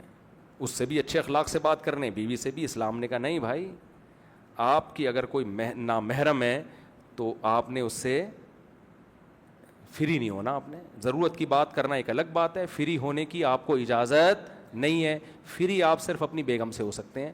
تو اس میں بیوی کو فائدہ ہو رہا ہے کہ نہیں ہو رہا؟ کتنی خواتین کہتی ہیں ہمارے میاں ہم سے تمیز سے بات نہیں کرتے, جیسے ہی کسی لڑکی کا آنٹی کا فون آتا ہے ہی ایسے ہو جاتا ہے جیسے ان کا بلڈ پریشر سارا ایک دم نارمل ہو گیا. انگریز پہ یہ پابندی نہیں ہے, ہم پہ اللہ نے کیا لگائی ہے؟ پابندی. محبت کا اظہار بیوی سے کر سکتے ہیں. نبی صلی اللہ علیہ وسلم نے کر کے دکھایا. امی عائشہ برتن میں جس جگہ منہ لگا کے پانی پیتی, ہمارے نبی برتن کو گھما کے اسی جگہ اپنے ہونٹ مبارک رکھتے تھے. یہ کسی غیر عورت کے ساتھ آپ کو اتنا فری ہونے کی اجازت بولو نہیں ہے. کیوں؟ جو آپ کی ہے اس کا حق ادا ہوتا کہ آپ کی محبتیں اس کے لیے خاص ہو جائیں. آج نہیں ہے. کتنی خواتین پریشان ہیں کہ میرا میاں ایسے, میرا میاں ویسے. ایک خاتون کا فون آیا, کہنے لگیں کہ میرا میاں جو ہے اتنی عورتوں میں دلچسپی لیتا ہے, میں تنگ آ گئی ہوں. میں نے کہا آپ کے میاں کا جب کوئی دیندار آدمی کا رشتہ آیا ہوگا تو آپ نے بولا ہوگا فنڈامنٹلسٹ اور بنیاد پرست, یہ تو نماز روزے میں لگائے گا, پردہ کرائے گا, مجھے نہیں چاہیے ایسا رشتہ, مجھے ماڈرن چاہیے جو مجھ پہ پابندیاں نہ لگائے, مجھے لے کے گھومے, یعنی بے پردگی کے ساتھ. کہتی ہیں جی, وہ صحیح خاتون تھی, اس نے بولا جی ایسا ہی ہے. میں نے کہا لائف کو انجوائے کریں, ماڈرن تو ایسے ہی ہوتے ہیں. ماڈرن لوگ کیسے ہوتے ہیں؟ وہ تو اسی طرح ہی ہوتے ہیں. تو ان کو کیا بھائی اللہ کا خوف ہی نہیں ہے. تو اسلام ریلیشن پہ بلیو کرتا ہے بھائی, اللہ سے بھی ریلیشن مضبوط کرو, نماز کے ذریعے, زکوٰۃ کے ذریعے, روزے کے ذریعے, تلاوت کے ذریعے, تہجد کے ذریعے, سردوں کے ذریعے, اور مخلوق سے بھی ریلیشن. مخلوق میں سب سے پہلے والدین, پھر بیوی بچے, بہن بھائی, اور پھر اس کے ساتھ جس کالونی میں آپ رہتے ہیں پڑوس, اڑوس پڑوس کے حقوق. حتیٰ کہ قرآن کے الفاظ دیکھو, بس یہ آیت کا ترجمہ کر کے بیان ختم کرتا ہوں. وَاعْبُدُوا اللَّهَ وَلَا تُشْرِكُوا بِهِ شَيْئًا وَبِالْوَالِدَيْنِ إِحْسَانًا وَبِذِي الْقُرْبَى وَالْيَتَامَى وَالْمَسَاكِينِ وَابْنِ السَّبِيلِ وَالسَّائِلِينَ. وہ الفاظ کیا ہیں؟ پانچویں پارے کی پہلی, وَالصَّاحِبِ بِالْجَنبِ وَابْنِ السَّبِيلِ وَمَا مَلَكَتْ أَيْمَانُكُمْ. ایک ایک کا نام لے کے اللہ نے بتایا کہ اللہ کا حق یہ ہے کہ اس کے ساتھ کسی کو شریک نہ کرو. پھر اس کے بعد اللہ کہتے ہیں ماں باپ کے ساتھ، پھر رشتہ داروں کے ساتھ، اور پھر جو تمہارے اڑوس پڑوس میں رہتے ہیں. پھر اللہ نے کہا اڑوس پڑوس میں تو نہیں رہتے لیکن کسی بھی طرح تمہارے ساتھ اٹھنا بیٹھنا ہے.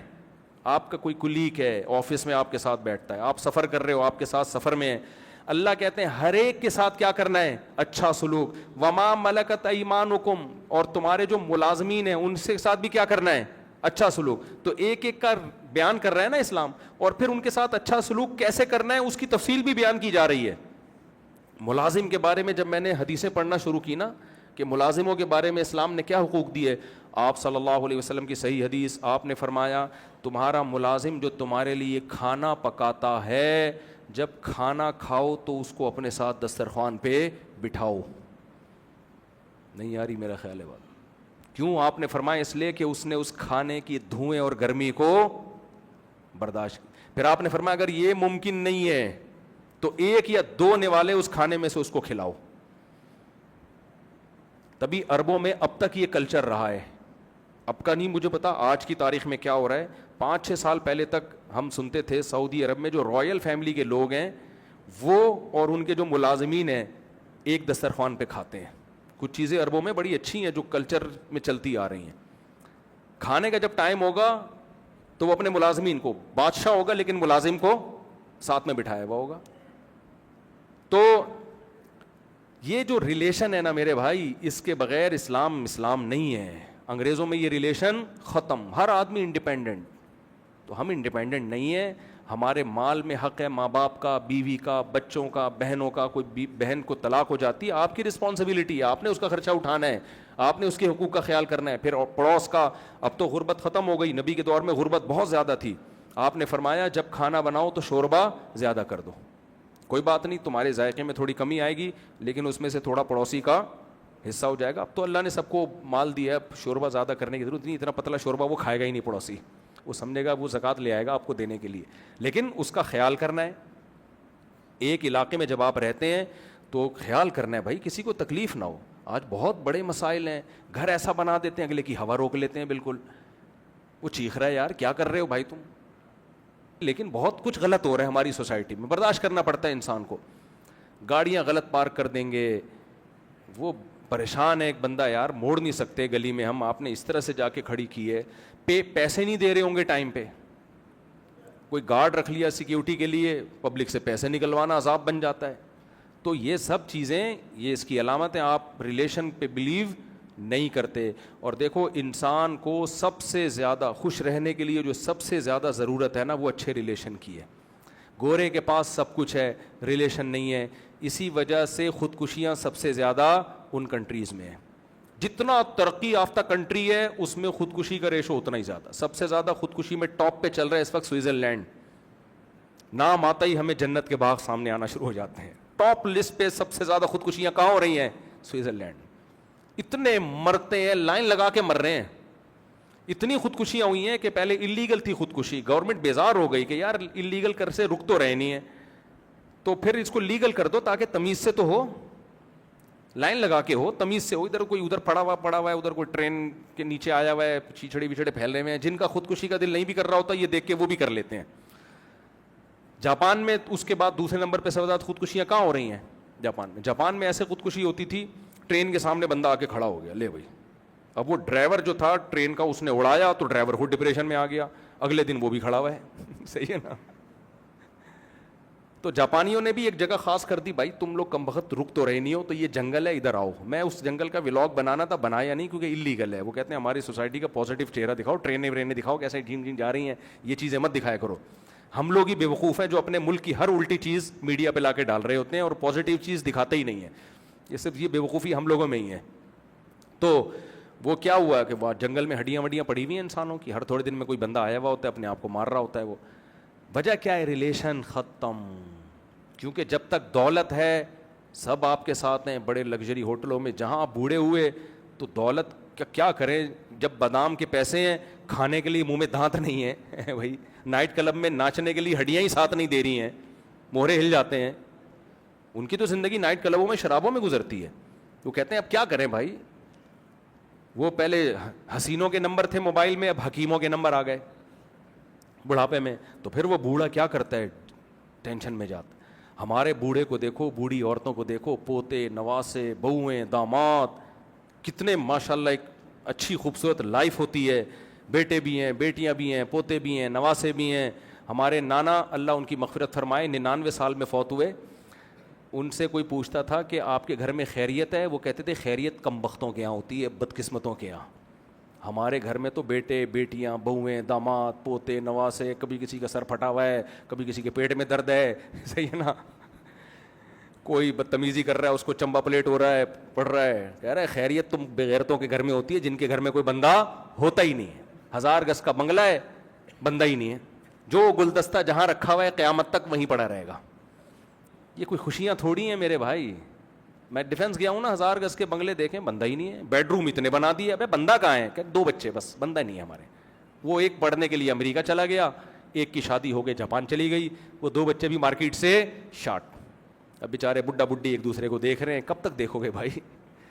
تو ان کے یہاں خیریت ہی خیریت ہے. ماسیاں آتی ہیں پوچھا لگا کے چلی گئیں, فنائل کا پوچھا, چونٹیاں بھی نہیں ہیں اب ان کے گھر میں, ٹھیک ہے نا, مکوڑے بھی ختم. تو خیریت ہی خیریت, جو چیز جہاں رکھی ہوئی ہے وہیں. انگریزوں کے بھی یہی خیریت ہوتی ہے. ہمارے گھروں میں بچے ہوتے ہیں, ابھی بھائی یہاں ایک گلدستہ رکھا تھا, کہاں گیا, وہ بچی نے توڑ دیا. یہاں پانی رکھا ہوا تھا, وہ توڑ دیا اس. وہ بچے تو بندروں کی طرح ہوتے ہیں گھر میں, دیکھو کچھ نہ کچھ. یہی تو ان لائف ہے بھائی, ریلیشن تو ہے, محبت تو ہے. تو اس لیے ریلیشن پہ انسان بلیو کرتا ہے. تو آپ ایک علاقے میں رہتے ہو, کراچی میں دور رہتے ہو آپ لوگ, یہاں اپنا ریلیشن کیا کرنا ہے, بولو, مضبوط. اور ریلیشن مضبوط حق لے کے نہیں ہوتا.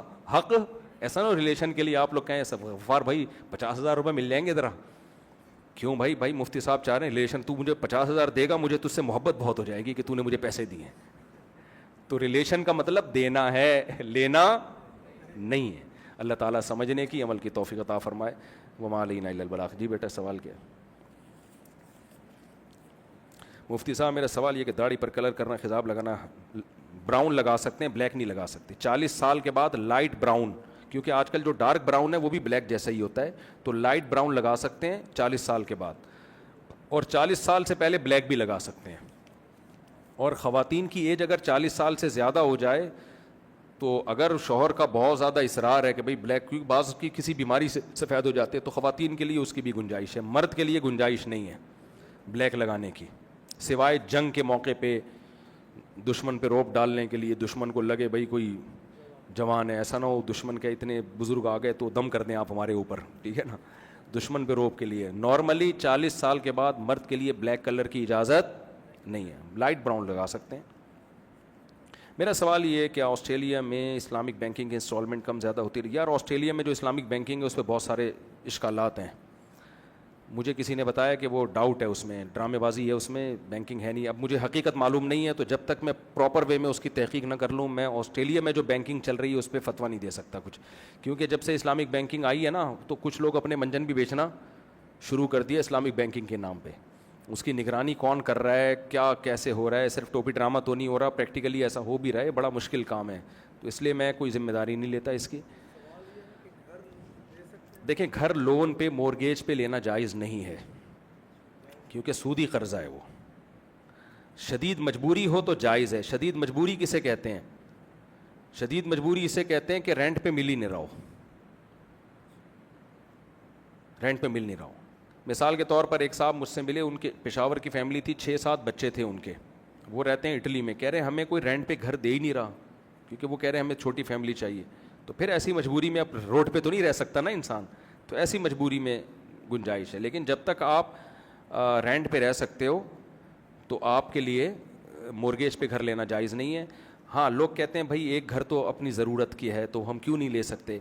گھر یقیناً انسان کی ضرورت ہے, لیکن گھر کا اپنا ہونا انسان کی ضرورت نہیں ہے.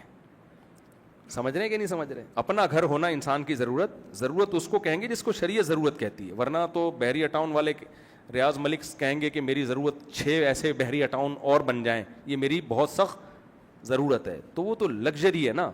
گھر ضرورت ہے, روڈ پہ نہیں رہ سکتا اپنے بیوی بچوں کے ساتھ. گھر تو اگر وہ کرائے پہ ارینج ہو گیا ہے تو ضرورت آپ کی پوری ہو گئی ہے. آگے اپنا ہو اچھی بات ہے, اگر اپنا ہو تو اپنے پیسوں سے ہو, سود سے نہ ہو تو ٹھیک ہے. لیکن اگر سود پہ گھر لینا پڑ رہا ہے تو یہ جائز نہیں ہے آپ کے لیے. سمجھ رہے ہیں؟ ہاں مجبوری ہو تو ایک الگ بات ہے, مجبوری میں نے بتا دی, رینٹ پہ مل ہی نہیں رہا تو ایک الگ بات ہے. ٹھیک ہے جی.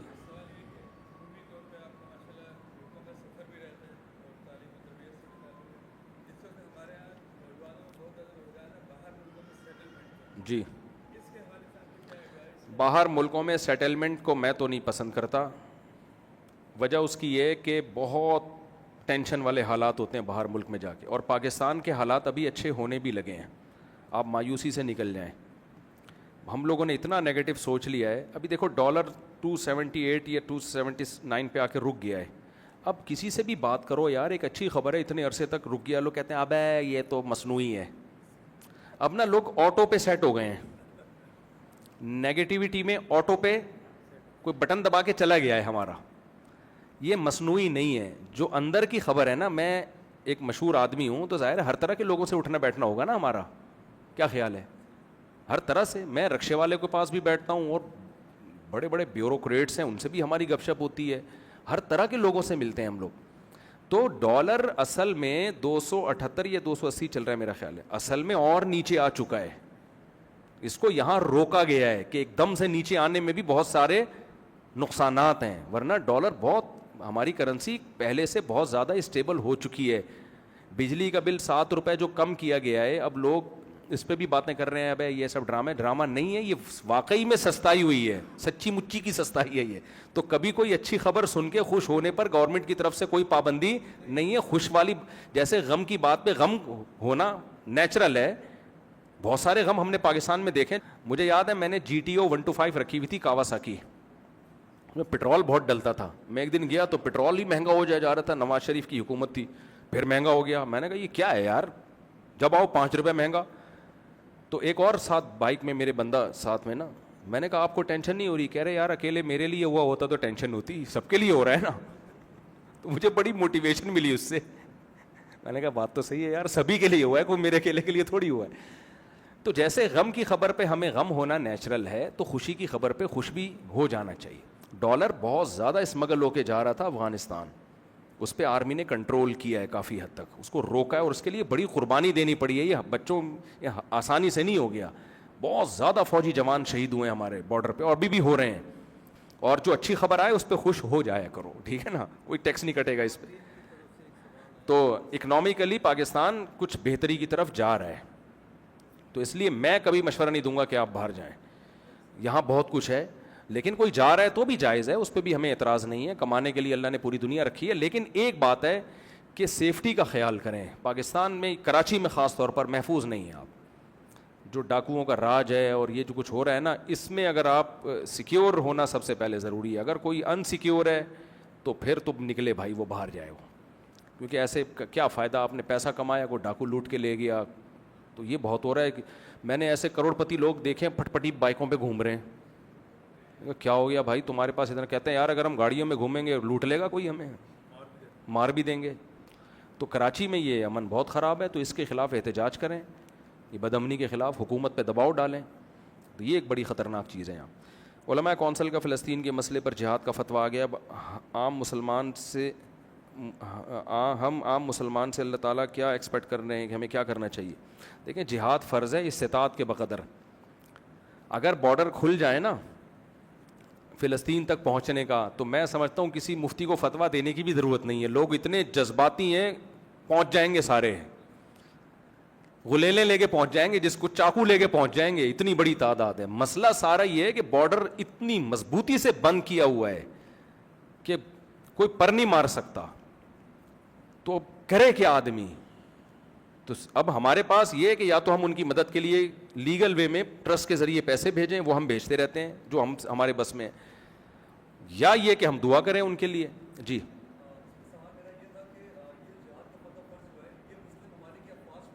جی جی ہاں, یہ انہوں نے بھائی نے کہا ہے کہ مسلم ممالک کی افواج پہ جہاد کا فتویٰ فرض ہوا ہے. فتویٰ جو دیا گیا عام آدمی پہ نہیں. عام آدمی پہ اس لیے نہیں کہا گیا کہ جب آپ کسی ادارے کے بغیر خود سے کچھ کرتے ہو تو اس میں فساد کا خطرہ زیادہ ہوتا ہے. اس کی وجہ یہ ہے کہ یہ پتہ ہی نہیں ہوتا کہ یہ جہاد کر رہا ہے یا یہ انہی کا ایجنٹ ہے کوئی.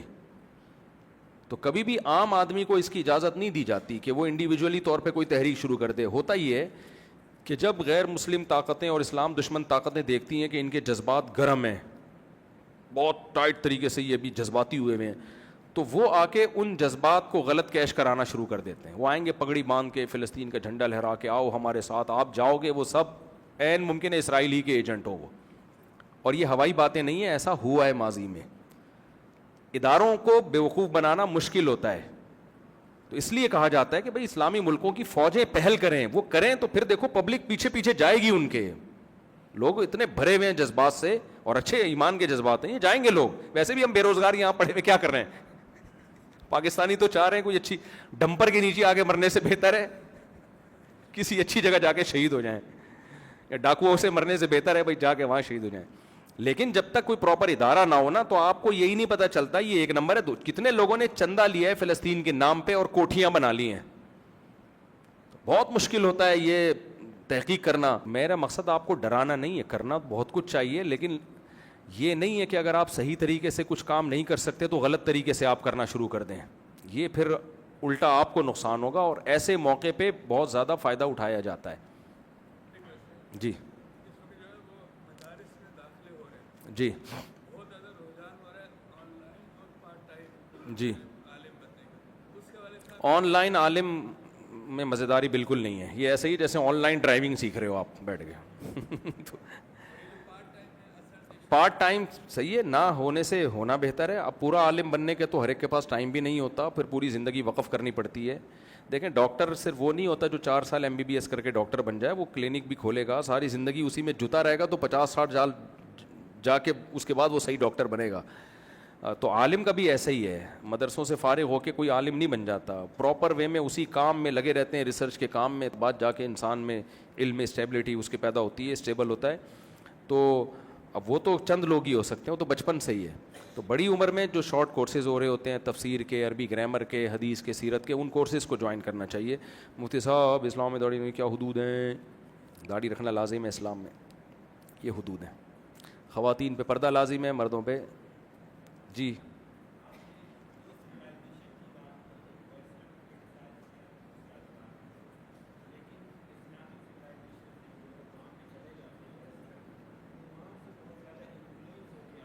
جی جی انسپائر نہیں ہوتے. ہاں جی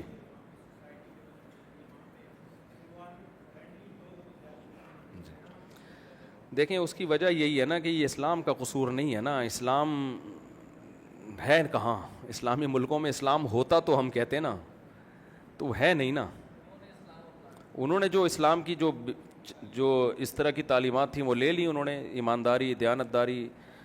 اب قرآن کیا کہتا ہے, ناپ تول میں کمی کرنے والوں کو کیا خوف نہیں ہے کہ خدا کو جواب دینا پڑے گا؟ قرآن کہتا ہے ایک قوم ناپ تول میں کمی کرتی تھی, ہم نے پوری قوم تباہ کر دی. لیکن ماشاءاللہ یہ آیتیں ہم تراویح میں پڑھ کے رو رہے ہوتے ہیں, اس کے بعد جا کے پھر وہی خود ٹھگ رہے ہوتے ہیں کسٹمر کو. تو باتیں کرنے پر گورنمنٹ کی طرف سے کوئی پابندی نہیں ہے. میں بھی بہت اچھی اچھی باتیں کر رہا ہوں, آپ بھی کر رہے ہیں. پریکٹیکلی اصل میں یہ تعلیمات بھی ہماری سوسائٹی میں ہے نہیں. مذہب کا ایک رخ دکھایا جاتا ہے, دوسرا رخ دکھایا ہی نہیں جاتا نا. اللہ نے شعیب علیہ السلام کی قوم کو کرپشن کی وجہ سے ہلاک کیا ہے. پوری قوم تباہ ہوئی ہے کس جرم میں؟ کرپشن تھی اس میں.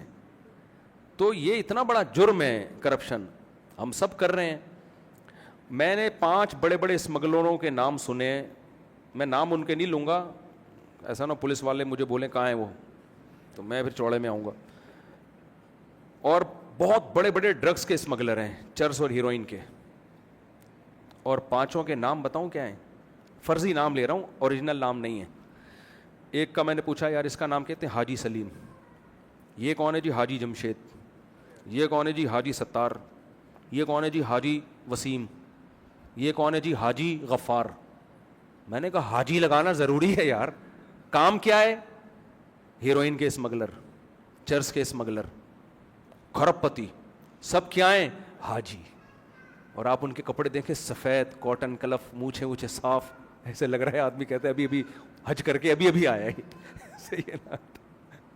تو یہ چل رہا ہے مارکیٹ میں.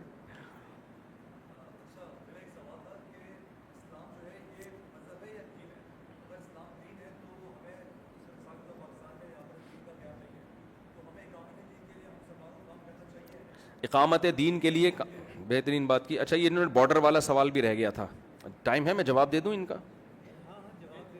دو سوالوں کا میں جواب دے دوں, 2 سوالوں کا جواب دے دیتا ہوں. دیکھیں اسلام میں بارڈر کا حقیقت میں تو تصور نہیں ہے, ٹھیک ہے نا, ایک دارالاسلام اور ایک دارالحرب, لیکن کچھ چیزیں ہونی چاہیے, ہوتی نہیں ہیں. جب نہیں ہے تو پھر کیا کرنا چاہیے, یہ بھی اسلام نے ہمیں بتایا ہے.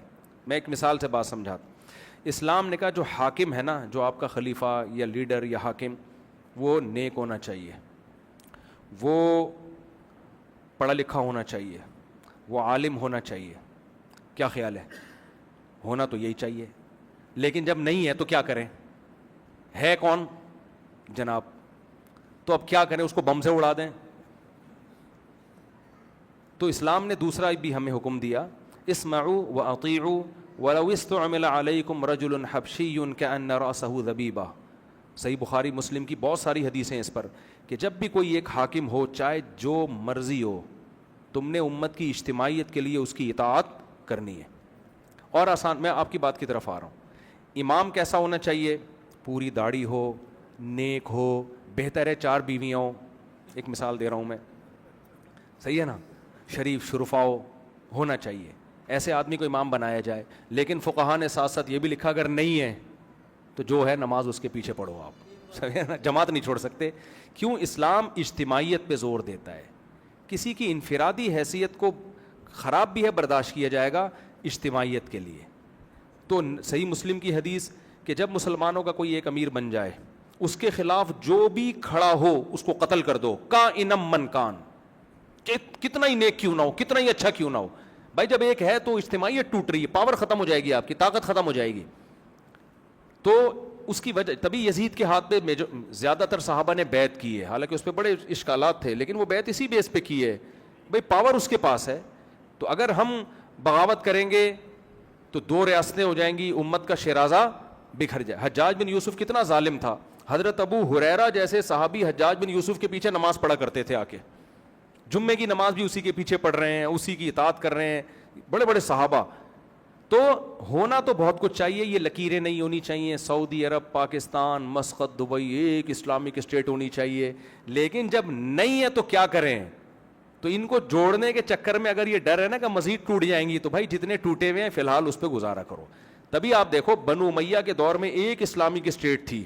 جب بنو امیہ کے خلاف بغاوت ہوئی ہے بنو عباس نے, تو وہ ایک اسٹیٹ نہیں بنی, اس بغاوت کے نتیجے میں اسلامک اسٹیٹ 2 حصوں میں ڈیوائیڈ ہو گئی. پہلی دفعہ اسلام میں یہ دراڑ آئی تھی کہ جی بنو امیہ نے ظلم کیا تو ہم ان کے خلاف بغاوت کریں گے. بغاوت ہوئی تو کیا ہوا, اسلامک اسٹیٹ 2, اندلس میں الگ خلافت قائم ہوئی, اور ادھر بصرہ کوفہ میں الگ خلافت قائم ہوئی. پھر اس کے بعد سے خلافتیں در خلافتیں, پھر جو خلافت عثمانیہ تھی بہت بڑی تھی, لیکن ہندوستان میں وہ نہیں تھی. ہندوستان میں الگ مغلوں کی حکومت تھی, وہ بھی اسلامی ریاست تھی ہندوستان کی, وہ مغلوں کی حکومت تھی. ادھر مسقط میں الگ حکومت تھی. تو اسلامک اسٹیٹ بنو امیہ کے بعد آج تک کبھی ایک خلیفہ پہ لوگ جمع نہیں ہوئے ہیں. تو سب علماء کا ہمیشہ سے یہی فتویٰ ہے کہ جہاں جو خلافت ہے, جو حکومت ہے, اس کو مزید توڑنے کی کوشش نہ کی جائے, وہیں کے جو بادشاہ اس کی اطاعت کی جائے. تو کچھ کام ہونے چاہیے, لیکن نہیں ہو رہے تو ہم گراؤنڈ ریئلٹی کو دیکھ کے چلیں گے. ان کو ایسے طریقے سے جوڑنے کی کوشش کرنا کہ وہ مزید ٹوٹ جائیں, یہ نہیں ہو سکتا, یہ جائز نہیں ہے.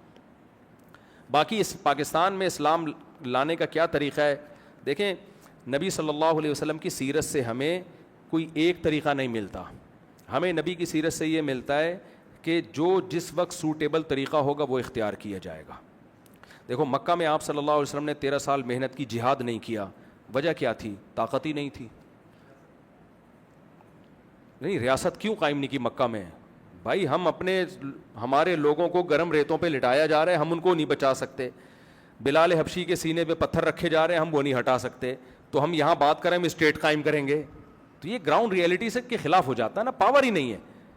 مدینہ سے لوگ آنا شروع ہوئے, وہ خود بخود ہی اللہ نے ان کے دلوں میں ڈالا, وہ بیعت ہوئے, انہوں نے کہا آپ ہمارے یہاں آ جائیں. مدینہ بغیر کسی جنگ کے, جہاد کے اسلامک اسٹیٹ بن گیا نبی کے پہنچتے ہی.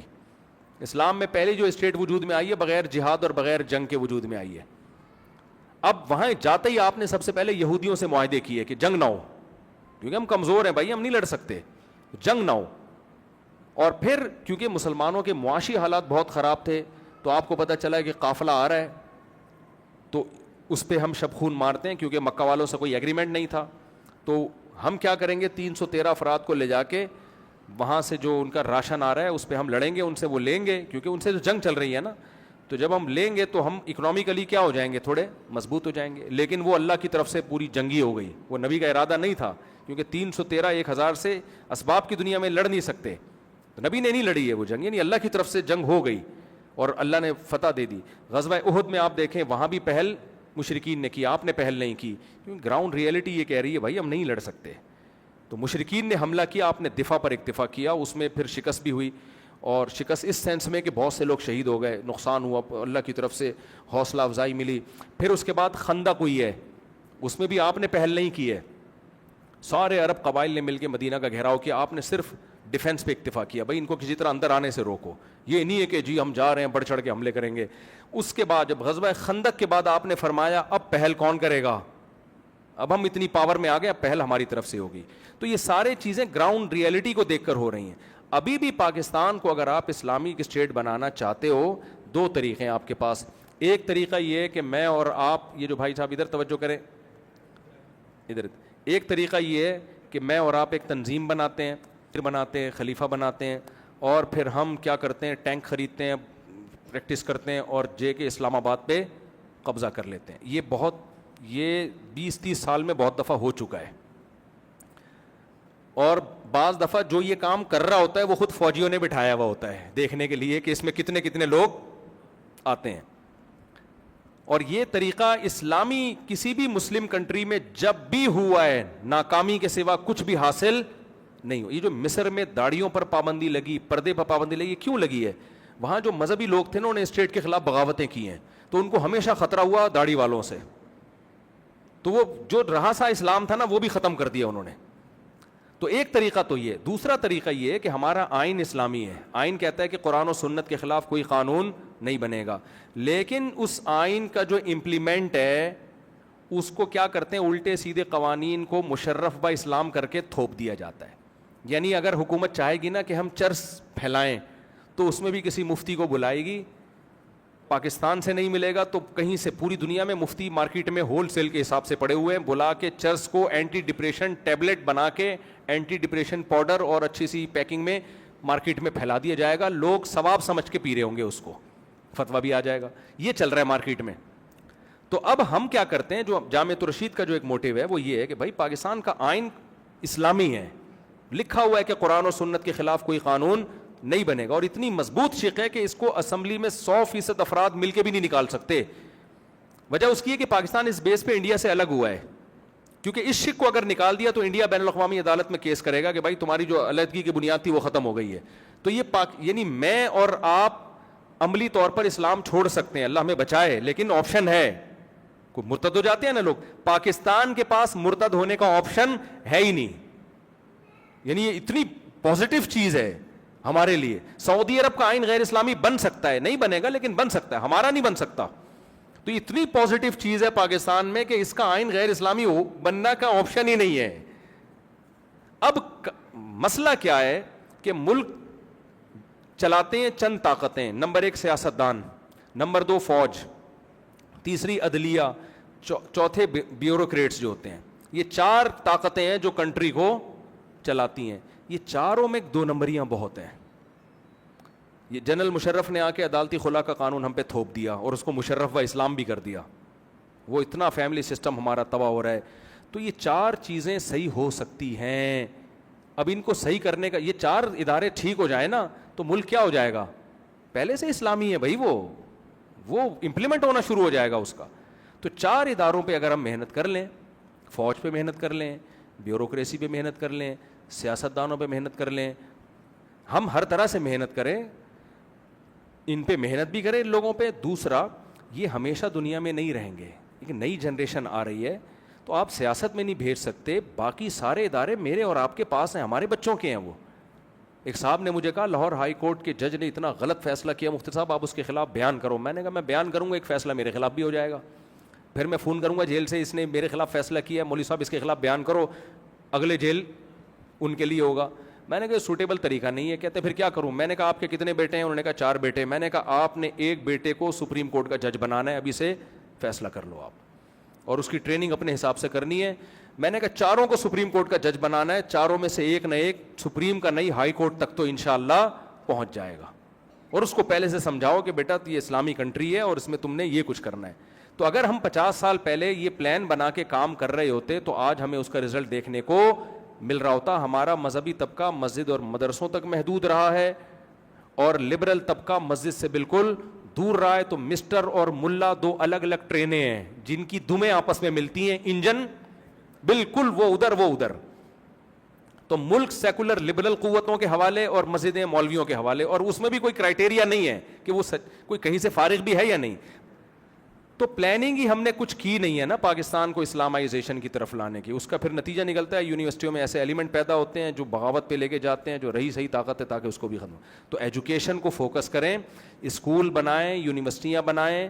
دیکھو عیسائی مشنریاں پوری دنیا میں اسکول بناتی ہیں, پھر اس کے ذریعے عیسائیت کی تبلیغ کرتے ہیں. ہمارا زور مدرسوں پر ہے سارا. مدرسے بھی ہونے چاہیے لیکن 99% جو پبلک ہے وہ اسکولوں میں جاتی ہے. آپ اپنی کسٹڈی میں اسکول بناؤ, ماحول اسلامی دو, ایجوکیشن اس کو اچھی دو, اور انہی اسکولوں سے نکل کے لوگ فوج میں بھی جائیں گے اور عدلیہ میں بھی جائیں گے اور سیاست میں بھی جائیں نہ جائیں وہ تو سسٹم کے تحت ہی ہوتی ہے سیاست. بہرحال تو ہر جگہ جب اچھے لوگ جائیں گے تو ملک میں تبدیلی آئے گی. طیب اردگان جس پارٹی سے تعلق رکھتا ہے انہوں نے 50 سال پہلے ترکی میں یہ شروع کیا تھا. آج 50 سال کے بعد ترکی میں اس کے اثرات نظر آ رہے ہیں. ترکی میں اللہ کا نام لینے پر پابندی تھی, اذان پہ پابندی, اسمبلی میں تو سوال ہی پیدا نہیں ہوتا. 1 نمبر سیکولر آرمی تھی ترکی کی. میں 2-3-4 دفعہ ترکی جا چکا ہوں, وہاں کے افسروں کو میں نے نماز پڑھتے ہوئے دیکھا, فوجی افسروں کو. اب تقریر سے پہلے بسم اللہ الرحمن الرحیم پڑھا جاتا ہے. اب لوگ کہتے ہیں ترکی میں جا کے وہاں اتنی بے حیائی ہے. بھائی آپ ترکی کو 50 سال پہلے والے ترکی سے کمپیئر کرو, ترکی کو پاکستان سے کمپیئر نہیں کرو. پہلے کا ترکی اور آج کا ترکی بہت بدل چکا ہے, اور جس ٹریک پہ چل پڑا ہے تو 20-30 سال کے بعد حالات کچھ اور ہوں گے ترکی کے. انہیں ڈرامے بنائے کیسے, خلافت کو دکھایا انہوں نے. ابے میں نے کہا ڈرامہ دیکھ, کہہ رہے ہیں ہم تو سمجھتے تھے ہمارا کوئی ماضی ہے ہی نہیں, ہم تو شروع سے ہی فضول لوگ ہیں. مسلمان جب سے دنیا میں آئے پاگل ہی ہیں. ہمیں تو وہ ارطغرل دیکھ کے پتا چلا یار ہمارا ماضی کتنا شاندار تھا بھائی. کچھ ایتھیس مسلمان ہوئے ہیں. تو یہ ویژن ہے, سمجھ رہے ہو. ہماری فلمیں کیا بنا رہی ہیں لوگوں کو, ڈرامے. ہمارے جو ڈرامے ویژن کے بغیر ہیں وہ ڈرامے. اس میں ہے کہ دیور کا بھابھی سے چکر چل رہا ہے. دیور کا کس سے چکر چل رہا ہے؟ بھابھی سے. شوہر نے 3 طلاقیں دی ہوئی, حلالہ کروایا جا رہا ہے بیوی کا. یہ بےغیرتی ہمارے ہاں دکھائی جا رہی ہے. پھر جناب وہ بیوی بھاگ گئی, غریب شوہر تھا. آج مجھے کسی نے بتایا, آج ہی کی لیٹسٹ رپورٹ ہے, کسی نے مجھے بتایا کہ ایک ڈرامہ آیا ہے جس میں دکھایا گیا ہے کہ شوہر غریب تھا, شوہر کا دوست مالدار تھا, تو بیگم آہستہ آہستہ کدھر کھسک گئی, شوہر کے دوست کے پاس. تو میں نے کہا یار یہ ڈرامے دکھائیں گے تو غریبوں کی بیویاں تو کھسکیں گی پھر آہستہ آہستہ. صحیح ہے نا. تو یہ ویژن کے بغیر ڈرامے ہیں. وہ طیب اردگان کا ایک ویژن تھا, وہ ایک پارٹی سے ہے, تو اس نے ایک ارطغرل ڈرامہ بنا کے پوری دنیا میں پھیلا دیا. اس ڈرامے پڑھ دیکھ کے لوگ کیا کر رہے ہیں, میں ڈرامے نہیں دیکھتا نہ بچوں کو دیکھنے دیتا ہوں, میں نے ارطغرل دیکھنے دیا. میرے بچے کیا کر رہے تھے جن دنوں, اب تو وہ ختم ہو گیا, بچیاں جو ہے نا وہ حلیمہ بنی ہوئی ہیں اور وہ اوپر نا وہ بنا کے تلواریں لے کے بچیاں گھر میں گھوم رہی ہوتی تھیں. میں نے کہا یہ دیکھو پورا ماحول ڈرامے نے چینج کر دی. بچے کہنے گھوڑا لا کے دو ابو, میں نے کہا بس کر جاؤ بیٹا, گھوڑا چاہیے. جب کرکٹ کے میچ آتے ہیں سب بچے گیند بلے میں ہی بس. تو یہ میڈیا کو یہ پاور دی ہے. ہم لوگ صحیح لوگ آئے نہیں ہیں, ہم نے اسکول ایسے نہیں بنائے, ویژنری لوگ بنائے نہیں ہیں. تو کام اللہ جو محنت ہوتے ہیں تو بھائی آؤٹ پٹ ہوتا ہے. باتیں کرنے پر گورنمنٹ کی طرف سے کوئی پابندی. اب جو اسکالرز آ رہے ہیں نہیں مولوی کچھ نہیں کر رہے, یہ ملک میں انقلاب نہیں لا رہے, بھائی آپ کیا کر رہے ہو. میرے اپنے شاگرد جامعۃ الرشید میں پاکستان نیوی میں کمیشن آفیسر گئے ہیں, عالم بنے ہیں, ہم سے پڑھا ہے انہوں نے. ہمیں خوشی ہوتی ہے یار کہ ایک مولوی کا شاگرد نیوی میں کمیشن آفیسر جا رہا ہے. یہ بہت تھوڑی تعداد میں, لیکن جب سب کی یہ سوچ ہوگی تو ایک ملک میں ایک پازیٹیو تبدیلی آئے گی. پاکستان گندا ملک نہیں ہے, خدا کی قسم بہت اچھا ملک ہے, ہم بہت گندے ہیں, ٹھیک ہے. پاکستان کا جو لا ہے نا, اسلامی قرآن و سنت کے خلاف کوئی قانون نہیں بنے گا. یہ سیکولر لبرل لوگوں کے لیے حلق کا کانٹا ہے, وہ یہاں آ کے پھنستے ہیں. تبھی آپ دیکھو جنرل مشرف کے دور میں جب انہوں نے کوشش کی نا کسی طرح یہ انلیگل فزیکل ریلیشن کو بھی لیگل کیا جائے, تو گلے کا کانٹا کیا چیز پھنس جاتی ہے لبرل لوگوں کے, وہ یہی پھنس جاتا ہے کہ یار ملک کا لا کیا ہے, وہ اسلامی ہے, اب اس کو کیسے کریں. تو پھر وہ کوشش کرتے ہیں. جب یہ آئلی قوانین ہمارے بننے تھے, طلاق کے قوانین, تو اسلامی قوانین کچھ اور تھے. ایوب خان کو سمجھ میں نہیں آ رہا تھا میں کیا کروں, تو اس نے مصر سے ایک مولانا کرائے پہ بلوایا, مصر سے. اس نے آ کے وہ طلاق اور نکاح کے سارے قوانین کو ایسی کی تیسی کر کے اس پہ قرآن و سنت کا لیبل لگا کے چلا گیا وہ, اور وہی آئلی قوانین ہماری عدالتوں میں چل رہے ہیں.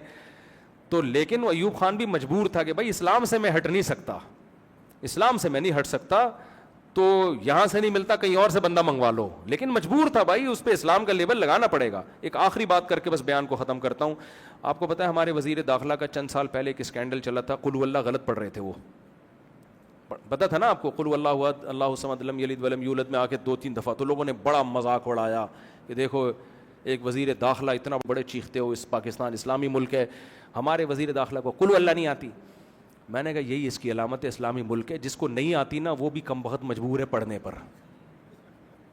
امریکہ میں تو نہیں ہوتا جس کو نہیں آتی وہ بھی پڑھے قل واللہ, کیا خیال ہے؟ میں نے کہا یہی تو اسلامی ہے بھائی, کہ وہ کیوں پڑھ رہا ہے, اس کو پتہ ہے مجھے اپنا اسلامی تشخص دکھانا پڑے گا, نہیں آتی پھر بھی اٹک اٹک کے پڑھ رہا ہے. تو یہ دنیا میں کہیں نہیں ملے گا میرے بھائی, آپ کو دنیا میں نہیں. ابھی بھی بہت ساری چیزیں پازیٹیو ہیں. آپ کو ایئرپورٹ پہ شراب نظر نہیں آتی, لوگ کہتے ہیں ابے نظر نہیں آتی, چھپ چھپ کے سب پیتے ہیں. بھائی یہ پازیٹیو ہے کہ چھپ کے پی رہے ہیں, صحیح ہے نا. جاپان میں چھپ کے نہیں پیتے, ملیشیا میں, اسلامی ملکوں میں چھپ کے نہیں پیتے. یہ تو پاکستان ہے جس میں پی آئی اے میں شراب نہیں ہے. آپ پی آئی اے میں سفر کریں, بہت ہی اللہ ہی یاد آئے گا آپ کو پورے راستے میں. پی آئی اے کے میں فضائل نہیں بتا رہا, لیکن شراب نہیں ہے یہاں پہ, اس طرح سے زنا نہیں ہے یہاں پہ, خواتین کی عزتیں محفوظ ہیں یہاں پہ, بہت کم ریپ کے واقعات ہوتے ہیں. میں یورپ میں ممالک میں گیا ہوں, دیکھو آپ جب جاؤ گے نا یورپ کی سڑکیں دیکھو گے اور بولو گے ماشاء اللہ کتنا اچھا کنٹری ہے, اس سے نہیں پتہ چلتا. آپ جاؤ ڈاکٹروں کے پاس, کلینک میں ریپ کے کتنے کیسز آتے ہیں آپ کے پاس ہر ہفتے. میں گیا ہوں, میں نے پوچھا ہے نا, ڈاکٹر بتاتے ہیں اس ہفتے اتنی لڑکیوں کے ساتھ جبری زیادتی ہوئی ہے جو ریکارڈ میں آئی ہے, جو ریکارڈ میں نہیں آئی کہتے ہیں ان کا ہمیں پتہ نہیں ہے, کیونکہ لڑکیاں خود بھی کیس کرتی نہیں ہیں, ان کی اپنی بدنامی ہوتی ہے اس میں. اتنے واقعات پولیس آفیسر سے میں ملا ہوں, وہ بتاتے ہیں بھائی اتنے واقعات جبری زیادتی کے خواتین کے ساتھ ہوتے ہیں. ایک دن کیا ہوا, میں ملکوں کا نام نہیں لیتا, بڑے مسائل کھڑے ہو جاتے ہیں پھر میرے لیے. بہت ترقی یافتہ کنٹری ہے, وہاں ہمارے دوست نے بتایا, میں جنرل اسٹور میں نماز پڑھ رہا ہوں, ایک 16 سال کی لڑکی کے ساتھ جبری زیادتی, ایک کالا کوشش کر رہا ہے اس کو پکڑنے کی. کہتے ہیں میں نے دروازہ کھولا جنرل اسٹور کا, اس کو پناہ دی, پولیس کو بلایا, پولیس نے کہا آپ کو گیٹ نہیں کھولنا چاہیے تھا. وجہ اس کی ہے کہ ہو سکتا ہے دونوں ملے ہوئے ہوتے اور لوٹ لیتے جنرل اسٹور. خیر وہ جینین کیس تھا, بچا لیا. مجھے خیال ہے یار 16 سال کی لڑکی کا کوئی باپ بھائی نہیں تھا, کوئی بھی نہیں ہے, پوچھنے والا کوئی نہیں ہے. پولیس آ گئی تو بچ گئی اس کی عزت. ہمارے ہاں پولیس نہ بھی آئے, محلے والے پکڑ کے مار دیں گے اس کو. وہ لڑکی کسی کی بہن ہوگی, کسی کی بیٹی ہوگی, کسی کی بھتیجی ہوگی. مردوں کا ایک محاصرہ ہے عورت کے گرد. وہ آنکھ اٹھا کے تو دیکھ, ان بیچاریوں کا کوئی پرسان حال, نہ باپ کا پتہ, وہ کہاں غائب ہو گیا, یہ بھی نہیں پتہ چل رہا ہوتا ان کا باپ ہے کون, غفار صاحب ہیں, وسیم صاحب ہیں. ابھی بی بی سی میں کیس آیا تھا کہ خاتون نے کیس کیا لندن میں اپنی بیٹی کا کہ میری بیٹی کا باپ یہ ہے. وہ کہہ رہے میں نہیں ہوں, اللہ کی قسم میں نہیں ہوں. عورت نے کیس کیا, یہ جھوٹ بول رہا ہے, یہ باپ ہے, کیونکہ باپ ہوگا تو کچھ نہ کچھ خرچے ڈالتے ہیں اس کے اوپر. تو باپ کو پکڑ کے لایا گیا, اس کا ڈی این اے کیا گیا, پتہ چلا یہ بھی نہیں ہے, کوئی اور ہے. سمجھ میں آ رہی بات؟ یعنی غفار پہ کیس ڈالا, نکلے ستار بھائی, ان کے ستار کی, بھائی یہاں کوئی ستار بھائی پریشان نہ ہو. تو یار یہ کوئی سوسائٹی ہے یہ سوسائٹی. ایک چیز دیکھ رہے ہو آپ, تو اس لیے میں کہتا ہوں گوروں کی جو اچھی چیزیں ہیں وہ لو ان سے, لیکن فلٹر کر کے لو, سب کچھ لینے کا نہیں ہے. اللہ تعالیٰ ہمیں ہدایت دے. کرپٹو کرنسی کا سوال آئے کسی خاتون کی طرف سے, حلال ہے یا حرام ہے. دیکھو کرپٹو کرنسی کے بارے میں جو اس سافٹ ویئر کے جو ماہرین ہیں ان کی رائے میں اتنا اختلاف ہے. پہلے میں نے فتویٰ دیا جائز ہے, ان سے ہمارا رابطہ ہوا, انہوں نے ہمیں پورا سمجھایا ایسے ہوتا ہے ویسے, ہم نے کہا تو جائز ہے, میں نے فتویٰ دے دیا جائز ہے. دوسرے بڑے سے آئی لینڈ کے ہیں, وہ ٹاپ 10 میں ان کا شمار ہوتا ہے, وہ آئے, ان سے میری میٹنگ ہوئی, انہوں نے کہا بھائی یہ ناجائز ہے, اس میں یہ جو انہوں نے بتایا نا کہ میں نے کہا یہ تو صحیح نہیں ہے. پھر تیسرے آئے, وہ ان سے بھی بڑے فنٹر, انہوں نے کہا ایسا ہے جائز ہے. پھر ہم نے کہا بھائی مجھے نہیں پتا یہ جائز ہے کہ ناجائز ہے, کیونکہ اس کے ماہرین میں جب اختلاف ہو رہا ہے. دیکھو اب لوگ کہتے ہیں مفتی لوگ فتویٰ کیوں نہیں دے رہے.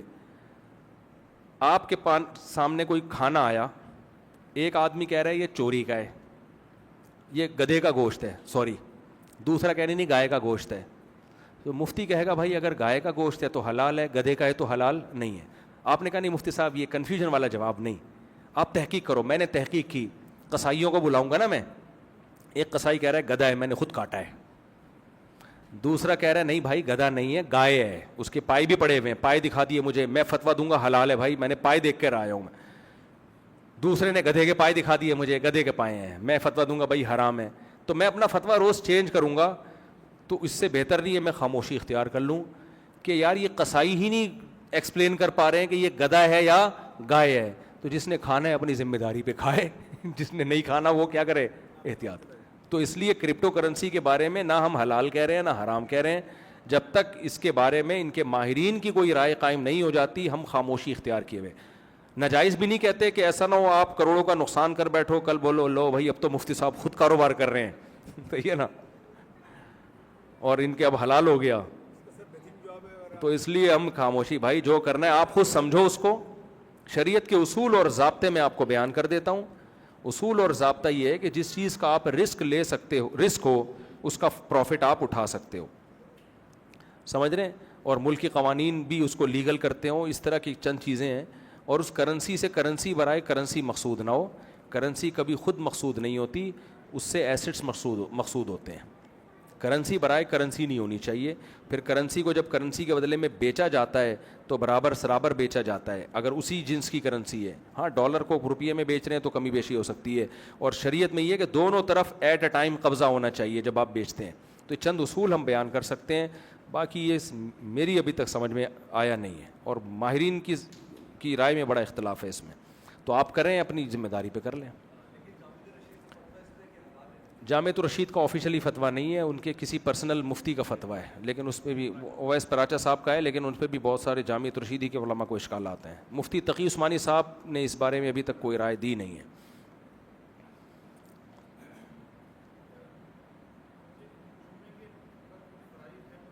جمعے کے فرائض,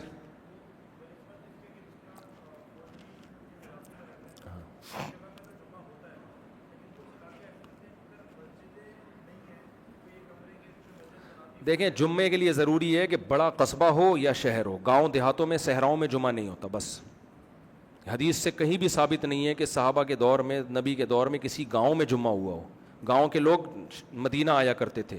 اصل میں جمعے کو اسلام نے ایک پروٹوکول دیا ہے کہ یہ آبادی میں ہونا چاہیے, شہر میں ہونا چاہیے, بڑا قصبہ میں ہونا چاہیے. ہمیں کہیں بھی نہیں ملتا. بعض لوگ کہتے ہیں وہ بحرین میں کوئی گاؤں تھا. وہ بھائی بحرین, اتنے سارے گاؤں ٹاپ کے آپ بحرین کیوں پہنچ رہے تھے مدینہ سے؟ تو اس راستے میں جتنے گاؤں تھے کہیں بھی نہیں ہوتا تھا جمعہ. تو اور وہ بھی قصبہ کبیرہ تھا جو بحرین میں, جو ہمیں روایات میں ملتا ہے, بحرین یا قطر میں کہاں واللہ عالم. لیکن ہمیں نبی کے دور میں کہیں نہیں ملتا کہ کسی گاؤں میں صحراؤں میں جمعہ پڑھا گیا ہو. جمعہ بھی اور عید بھی.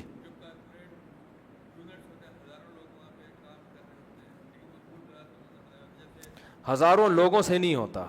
لوگ جتنے جنگل میں 1,000 لوگ بھی ہوں گے, جمعہ نہیں ہوگا وہاں پہ, ظہر پڑھیں گے. اور شہر میں 4 آدمی بھی ہوں تو جمعہ پڑھ لیں. وہ سمجھ رہے ہیں, 2 آدمی جمعہ نہیں پڑھ سکتے. جماعت کم از کم 4 افراد ہوں جمعے کے لیے. 2-3 افراد کا جمعہ نہیں ہوتا. ٹھیک ہے نا, چلیں بھائی کافی ہو گیا میرا خیال ہے. سبحانک اللہم و بحمدک اشہد ان لا الہ الا انت. چلیں ٹھیک ہے, نماز پڑھیں. Thanks for watching. Don't forget to like, comment, share and subscribe to Mufti Tariq Masood, famous scholar.